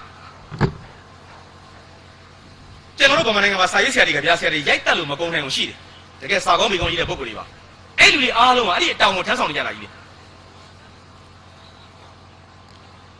မမရစာရေးဆရာမတယောက်ကြောင်းကျွန်တော်ဟိုနေ့ကပြောတော့ရည်ကြတယ်လက်ပတန်းမှာဗမာနိုင်ငံမှာဝတ္ထုတွေအများကြီးတဲ့စာရေးဆရာမတယောက်ရှိတယ်နည်းနည်းလေးထည့်ပြောလိုက်ဦးမယ်ဒါလေးပြောမှကျွန်တော်နည်းနည်းနေလို့ထိုင်လို့ဖြောင်းလို့ဆရာချစ်ကတိုင်းသွားကြီးပြီးရင်းနေတယ်နော်ရင်းနေတယ်ကျွန်တော်နာမည်မပြောချင်ဘူးနော်စာရေးဆရာမတယောက်အပြိုကြီးပေါ့ဗျာဆရာမသူကဆရာမပါနော်ဆရာမနာမည်ကျွန်တော်ပြောချင်ဘူးသူတိတ်ခါရှိလို့ရေနံချောင်းသူပြဆိုရေနံချောင်းသူနော်ဆရာမပါသူကသူ့ရဲ့ဝတ္ထုတွေရုပ်ရှင်ဓာတ်ရိုက်တယ်ခင်ဗျားတို့မသိတော့ပါဘူးနော်မသိတော့ဘူးမလားမသိဘူးမလားမသိဘူးနော်မသိဘူးနော်မြစ်တော်ကြီးမာယာသူရေးတယ်ဗျာမသိဘူးမလားကျင်မောတော်တင်နေများအကြောင်းသိလားမသိဘူးမလားမရှိမိုးရေးတယ်သိလားမကျူးဆိုတာသိလားမကျူးမကျူးအပြိုကြီးမကျူးနော်ကျွန်တော်လည်းအမတန်ခင်းနေဝတ္ထုရေးသိကောင်းတယ်သူ့ဝတ္ထုတွေတော်တော်များများကိုလူငယ်တွေဖတ်ကြမှာမကျူးတနည်းကများကျွန်တော်တို့ကြောက်ပတောင်းသွားကြတာသိပျော်စရာကောင်းတာပဲပုတ်ပါတောင်ခြေရင်းမှာကျွန်တော်တို့တဲကြတယ်ဟောမှာကြောက်ပတောင်းကျွန်တော်တို့ထားတာပုတ်ပါတောင်ခြေရင်းတစ်လုပ်ငန်းအဆောက်အဦသိကောင်းတာပဲညနေကျကျွန်တော်တို့အခမ်းကြတာပေါ့ဗျာဝီစကီတွေပါတွေဘီယာတွေနဲ့ဝိုင်တွေနဲ့ပေါ့ဗျာဟိုအညာသားတွေကမကျူးကတအားရိုးတာပဲကျွန်တော်ကမကျူးလို့နည်းနည်းပါးပါးဝိုင်လေးပါလေးတောက်ပါလားလို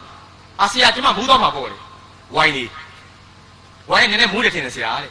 ကျွန်တော်လုပ်ပေးမယ်လို့ခင်ဗျတောက်လို့ဝိုင်ထဲကိုခင်ဗျစတော်ဘယ်ရီတွေညှစ်ထည့်ရင်နည်းနည်းချင်းသွားရင်မမူးတော့ဘူးလို့အာဆီယာလည်းဟုတ်လို့လားဒီမှာကြောက်တယ်နော်တဲ့ကျွန်တော်ပေးမယ်လို့သူ့ကိုဝိုင်လေးပါလေးထည့်ပြီးကျွန်တော်ကပုတ်ပါတောင်ဘေးကတစ်ပင်လေးတွေမှာခင်ဗျစိုက်ထားတာတွေ့တယ်မလားလှတယ်နော်ဟာလေဟိုနေ့စတော်ဘယ်ရီတွေလေနော်စတော်ဘယ်ရီတွေຫນွယ်လေးတွေနဲ့ပေါက်နေတာအများကြီးပဲပေါ်တော့မှာပေါက်တယ်သူကအဲ့ဒါကျွန်တော်နည်းနည်းပါးပါးခူးပြီးတယ်နဲ့ຫນွယ်ရိုးဆိုတော့တက်တော့ခိုးစရာမလိုဘူးပေါ့ရေလေးပါညာဆေးပြီးတော့လေညှစ်ပြီးတယ်အချင်းလေးဖြစ်သွားအောင်မကျူးချသန်းတစ်ခွက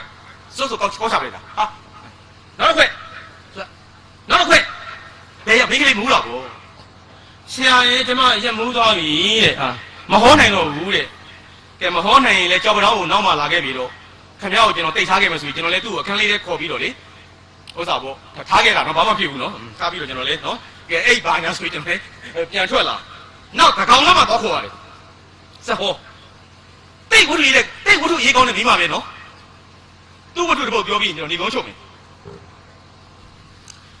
သူ့ရဲ့မြောက်များလှစွာသောဝတ္ထုတွေများထဲမှာကျွန်တော်ကြက်သိမ်းမွန်းချင်းထားခဲ့တဲ့ဝတ္ထုတွေအများကြီးရှိတာပေါ့ကျွန်တော်ဟိုတလောလေးကလက်ဗနန်းမှာပြောတဲ့ဝတ္ထုတွေတစ်ပုဒ်တော့ပြောပြီးကျွန်တော်ဆုံးသွားလိုက်တော့မယ်ဝတ္ထုကောင်းစဉ်ကမိရထားဆိုတာဝတ္ထုရဲ့ကောင်းစဉ်ကမိရထားဆိုတာအတူလေး9မိနစ်ပဲပြောရတယ်မြို့လေးတစ်မြို့ရှိတယ်တောမြို့လေးကားလမ်းရှိတယ်တင်မောမရှိဘူးရထားလမ်းမရှိဘူးဥမာပေးရမယ်ဆိုရင်ဘယ်လိုမျိုးလဲဆိုတော့ကျွန်တော်တို့ဇလွန်လိုမျိုးပေါ့တွန်တေးလိုမျိုးပေါ့ကိုညံကုန်းလိုမျိုးပေါ့ကားလမ်းပဲရှိတယ်ရထားလမ်းမရှိတဲ့မျိုးပေါ့အဲ့ဒီမျိုးသူမျိုးသားများအားလုံးကရထားကိုခရီးသွားတဲ့လူပဲတွေ့ဘူးလေမြို့ကန်တွေကတီဗီမှာတွေ့ဘူးတယ်သတင်းစာမှာတွေ့ဘူးတယ်ကိုယ်တိုင်ကမတွေ့ဘူးရုပ်ပုံတွေတွေ့ဘူးတယ်အဲ့ဒီမျိုးလေးမှာကျောင်းသားတယောက်ရှိတယ်ကိုယ်တိုင်နည်းလေးတောင်းကျင်တယ်တေးတယ်လေးတယ်စောင့်ဖက်ကြတယ်အတော့စားရှိတယ်တနေ့မျိုးပြင်းထွက်ပြီးတငယ်ချင်းတွေနဲ့တောင်းရင်းတော့ဆောင်းရင်းနဲ့မူးသွားတယ်လာနေနဲ့မိုက်နေတဲ့ညမျိုးအဲ့ဟိုကပြန်มาမျိုးကတောမျိုးဆိုတော့လေနည်းနည်းကြီးတဲ့အခါကျတော့မျိုးတာမန်လမ်းတိုင်းမသွားဘဲနဲ့သူ့ရဲ့အိမ်ရဟိုးဘက်အကွင်းမှာရှိတဲ့အခါကျတော့ညောင်ဆိုပြီးတော့လေကွင်းရဖြတ်ချတယ်လမ်းမှာတင်းချင်းရှိတယ်တားမူးနေတဲ့အခါကျတော့တင်းချင်းကုန်းကိုဖြန်းတန်းလည်းအိမ်ထိမသွားနိုင်မင်းနဲ့ဆွေးပြီးတော့မှမထူးပါဘူးဒီမှာခဏနားမယ်ဆိုပြီးတော့လူငယ်ဘာသာဘောကတားများလာတာဇရက်လက်တွေရောတင်းချင်းစီရက်တွေရောဒီမှာငါခဏဖေးမယ်ဆိုပြီးတော့ခဏဝင်ပြီးဖေးလိုက်တာဖေးနေအိပ်ပြောသွားပါလေရောအကျမူးသွားထုံးတာပေါ့နော်ခဏလေးဖေးတာပဲအိပ်ပြောသွားတယ်အတန်လေးတွေကြတော့သူနိုးလာတယ်ရွှက်ဆိုအတန်လေးတွေကြေရောင်လေးနဲ့တွေ့နေရတယ်မလန်းမကန်းလှမ်းကြည့်တော့မှောင်မဲနေတဲ့ဇရက်ပေါ်မှာဆက်လက်ပြီးဖွာကနေတွေ့နေရတယ်ပြီးလေရဲနေလန့်သွားတယ်သူကပြီးတော့သူ့ကိုယ်စမ်းကြည့်တဲ့အခါကျတော့ तू လာစဉ်တော့ပစိုးနဲ့အင်ဂျင်နဲ့မဟုတ်တော့ဘဲနဲ့ပလတ်စတစ်စလို့ဘာလို့ရွှက်တွေဖြစ်နေတာအဲ့ဒါ तू ဟာဘာလဲအဲ့အတင်ပြီးတော့မိကျစ်ကိုလိုက်ရှာပြီးမှမိကျစ်ချစ်ကြည့်တော့မှတွေးနေပေးနေတယ်ကိုယ်အင်ဂျင်ဖြစ်နေတာဟိုမိုးကအင်ဂျင်ကိုရှေ့ကြီးပေါ့ဟာဘာကြီးလဲမသိဘူးကောင်လေးညိုးလာပြီလားမလမကန်အတန်မီးပဲတွေ့နေရတယ်ဟာခရဘလူလဲပေါ့ကြောက်မရောက်နေရလဲပေါ့မင်းမိုက်တဲ့ကောင်ပဲကွာမစင်မကျင်နဲ့မင်းတို့လူငယ်တွေဒီတိုင်းပဲမင်း9 10လောက်ရှိမှာပေါ့ငါညအကြည့်နေတာတယောက်သေးတယ်ငါဒီမှာလာအိတ်တာကွာညဆိုရင် မင်းညနေနဲ့များလာတယ်မလားတဲ့ဟုတ်ကဲ့ကျွန်တော်များပါတယ်ခင်ဗျာတဲ့ကျွန်တော်ဘာလုပ်လဲမင်းမနဲ့မလေးသိမှာပေါ့ကွာတဲ့မင်းချမ်းနေမှာပေါ့တဲ့မိုက်ကန်းတဲ့ကောင်လေးစောင်းမပါဘာမပါငါတို့ကလူကြီးကခံနေတယ်မင်းချမ်းနေရညတဲ့အဲ့ဒါနဲ့ငါရဲ့လောင်းကုတ်ကြီးပေါ့ကွာလောင်းကုတ်ဆိုတာလေပလတ်စတစ်နဲ့ဆိုတာလေအပေါ်သားကြီးအဲ့ဒါမင်းကငါခြုံပြီးတော့ဝတ်ပေးထားတာမင်းမသိဘူးတဲ့ခါလေတတိလက်လို့ဖြစ်နေတာလေငါအိတ်ဝတ်ပေးတာမသိဘူးမလားတဲ့ဟာမသိဘူးခင်ဗျာတဲ့အေးမင်းငါဝတ်ပေးထားလို့အိတ်ဝတ်ထားတာပေါ့လာငါနားလာခဲ့ဆိုလားစိတ်ကြီးကြည့်တော့မှအာယုန်နဲ့တက်လာပြီဦးလေးဘာလုပ်လဲတဲ့ငါလူသေးကောင်လေးကိုရင်ဘက်ခွဲတဲ့ကောင်ပေါ့ကွာတဲ့ဟာဗျာဒီအိမ်ရပါလို့ဆိုအေးငါအိမ်ပေါ့ကွာလေလူသေးတွေကိုငါရင်ခွဲတဲ့ခါမှာဝတ်တဲ့အင်ကြီးမင်းဝတ်ပေးထားတာကွာဒါဆိုခင်ဗျာဆေးုံလေးကငါဖိုးထိန်ပဲကွာဖိုးထိန်မင်းတို့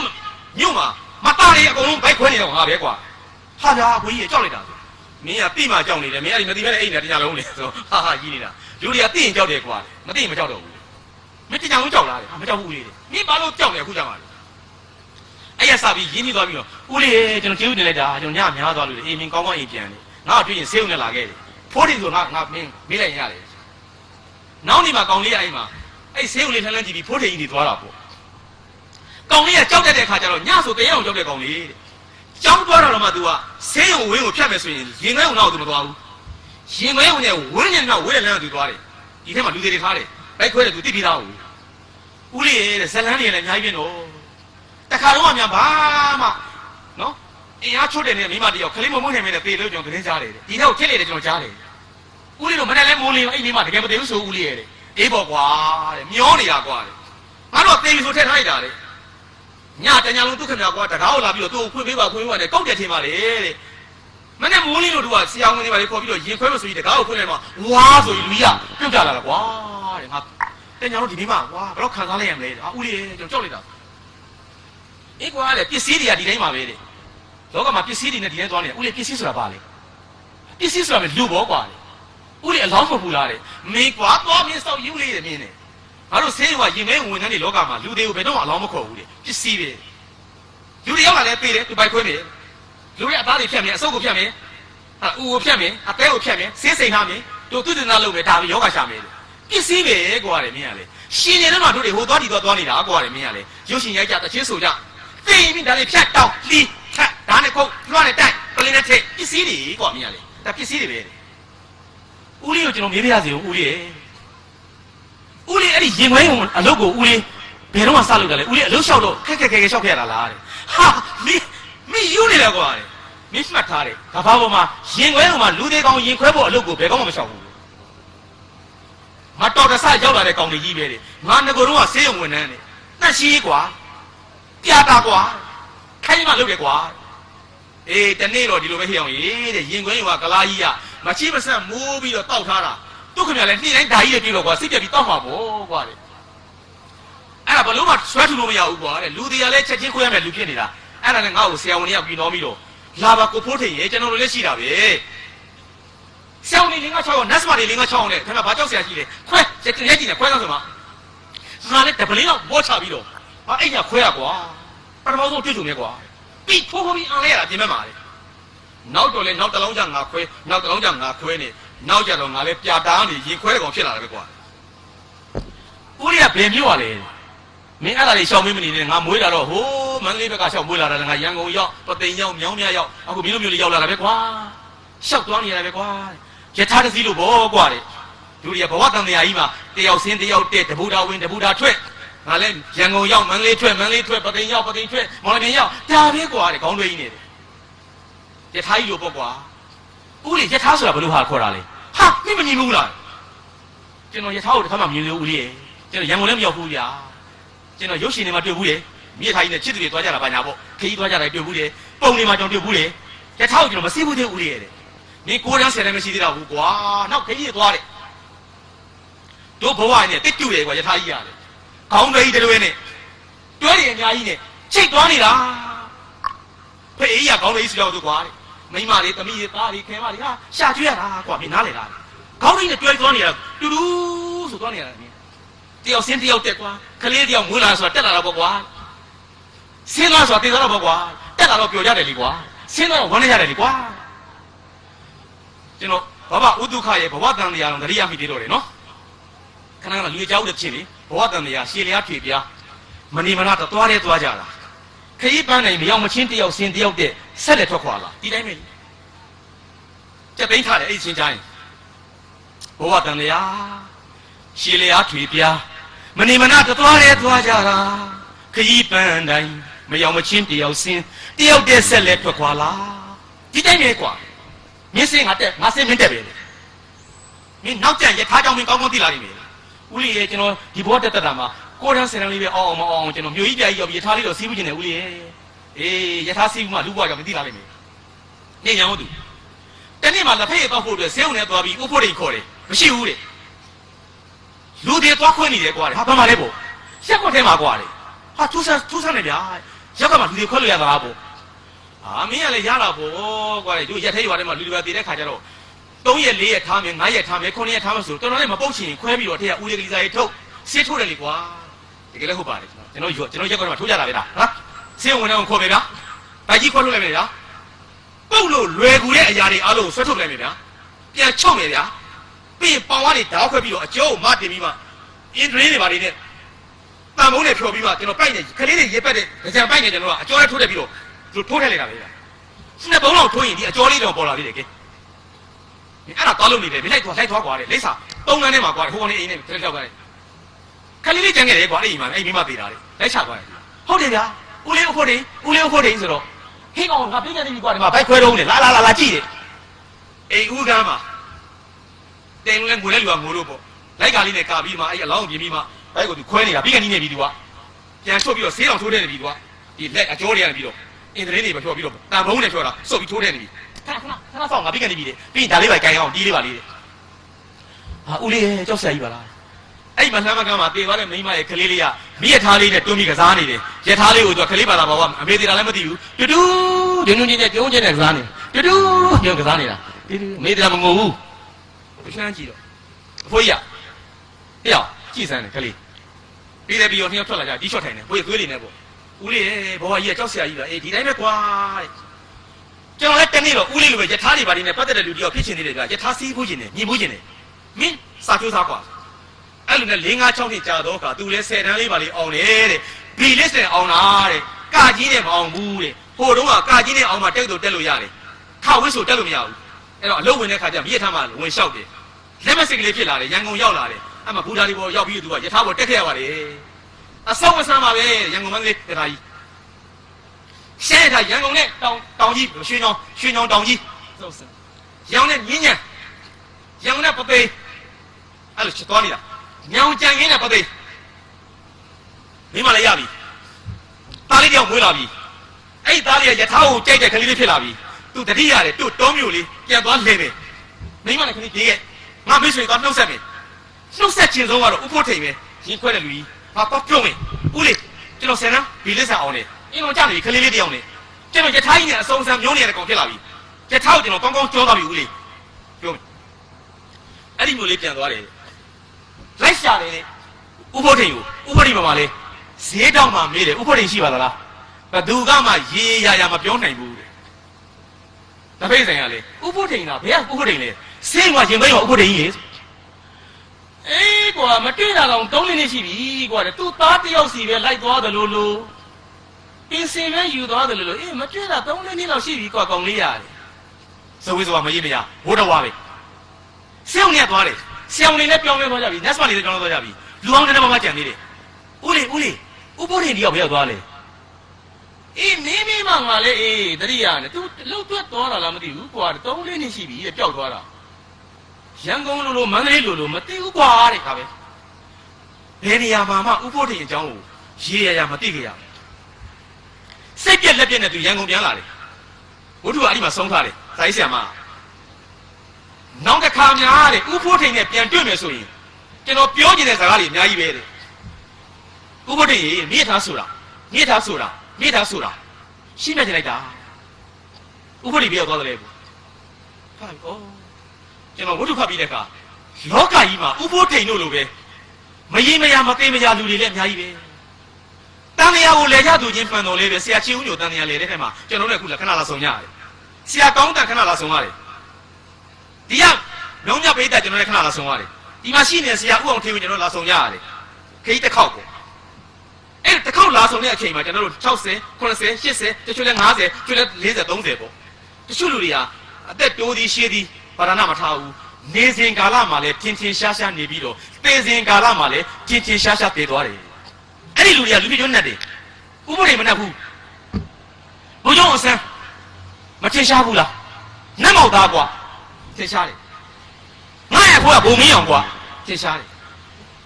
ငါဖေရပါလေဥဖာကွာငါမေကတော့စုကွာထင်ရှားတယ်ငါမိမတော့ဖြစ်ကြီးကွာငါသားတွေငါသမီးတွေတားတွေကွာငါမွေးတာ1915ဖေဖော်ဝါရီလ17မှာငါမွေးတယ်ကွာငါတေးတာဂျူလိုင်လ19ရက်နေ့40ခုလောက်ဒီမှာတော့သေတယ်ကွာထင်ရှားတယ်သူကစက်ကန်းထိုးရတယ်သူကဒီလိုခဲ့တွန်နေသိနေတယ်ပဲလေငါတွန်နေသိနေကွာတချင်းဆိုတယ်တွန်တဲ့ကငါစာကြီးနာမည်သိနေငါဆိုရတပြားဘလောက်ကျွေးကြုံငါဆိုတယ်ပြောနေတယ်လေဟုတ်လားဒါမျိုးပဲဆောင်းရတဲ့ချစ်တယ်ငါဆိုတယ်ကွာတချို့ကတိတာထင်ရှားနေသွားတာမာတာဖီစာဗျာတကယ်ကိုတော့မိုင်းဗျာ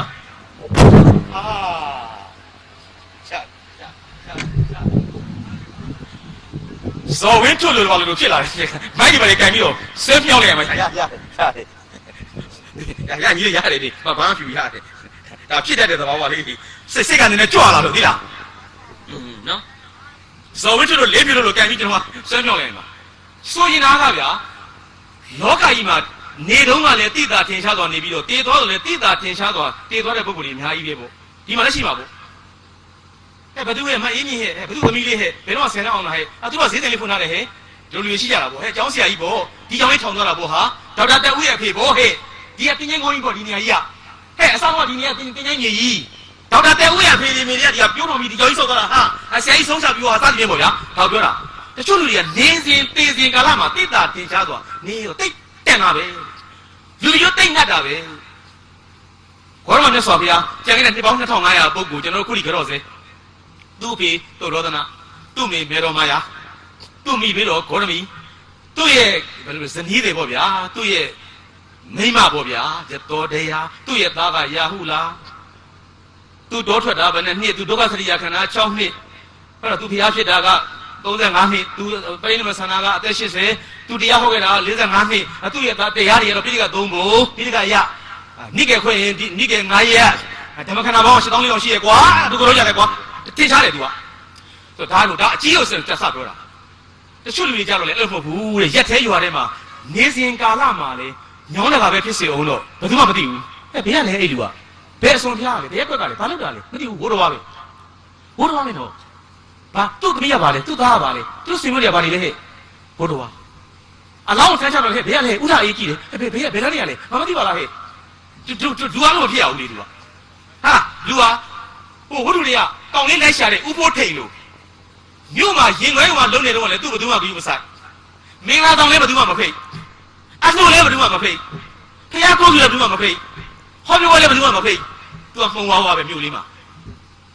သူမရှိတော့လေပင်စင်စားတာလားတေသွားတာလားမြို့ပြောင်းသွားတာလားဘယ်သူမှမသိလိုက်ဘူးဥပဒေဘယ်တော့မှပြောင်းတာလဲဟဲ့မသိလိုက်ဘိုးတော်ပါပဲဒီဝတ္ထုကကျွန်တော်တို့ဘာပေးတာလဲဆိုတော့လူတွေဟာနော်ကိုလူဖြစ်ကျိုးနှောက်အောင်ပေါ့ထင်းထင်းရှားရှားနေနိုင်ထင်းရှားတေးနိုင်အောင်တိဆောက်တင်ပါတယ်လို့ဒီဘုရားဒါကိုပေးတာဘာမှမဆိုလို့ဘူးအစတော်တယောက်ဖြစ်ရင်လည်းတန်တယ်ဘောလုံးသမားဆိုလည်းတန်တယ်နိုင်ငံသမားဆိုလည်းတန်တယ်ဘာသာရေးသမားဆိုလည်းတန်တယ်ပရိဟိတသမားကျောင်းဆရာကြီးကွန်ပျူတာပညာရှင်စီးပွားရေးပညာရှင်တခုဖြစ်နိုင်တယ်လေကျွန်တော်ပြောနေတာဒီလိုတခုခုတော့လူကဖြစ်ရမယ်တခုခုဘာမှမဖြစ်တဲ့လူကလည်းကားပဲဥပိုးထိန်လို့ပဲလောကကြီးမှာမှုံဝါးပြောက်ွယ်ပြီးတော့ဘသူမေးလို့မှမသိဘဲနဲ့ဝိုးတော်ဝါဆက်ဆောင်ဖြစ်နေလူဘဝတန်တရားလဲမှာဝိုးတော်ဝါစားလိုက်မြန်သားတယောက်ပေါ့ဘယ်တော့မှသိတာလဲဘယ်ကြောင်းသွားတာလဲဘယ်မြို့သွားတာလဲသူ့သားနဲ့သွားနေရလားပြင်စင်စားလားမသိဒီဖြစ်မျိုးမရောက်ကိုဒီဝတ္ထုကညွှန်လာပဲဒါကြောင့်ကျွန်တော်ညီကုန်းထုတ်ပြရစီကျွန်တော်အကိုကြီးကြိုက်တာပြောပါလိမ့်မယ်ဆရာရှင်ဦးညိုညောင်းတကာမြို့သူမြို့သားများပေါ့ဗျာတိုက်နေသူတိုက်နေသားများကိုယ့်ရဲ့စိတ်သက်ကိုယ့်ရဲ့နှလုံးသားကိုအကောင်းဆုံးဖြစ်အောင်အလှဆင်ပြီးတော့မကျွေးရဲ့ဝတ္ထုတွေကဥဖို့ထိန်လို့ဝတ္ထုဝါလူတယောက်မဖြစ်ဘဲနဲ့ဒီတန်လျာမှာခဏလဲခွင့်ရတော့မှာချင်းချင်းရှားရှားတိတိပပနဲ့နော်ချွတ်ကြုံတောက်ပတဲ့လူတွေဖြစ်လာအောင်အနာဂတ်ကိုထုထောနိုင်ပါစေလို့ကျွန်တော်ဆုတောင်းရင်းနဲ့ညီကုန်းချုပ်ပြရစီတော့ပါမယ်နော်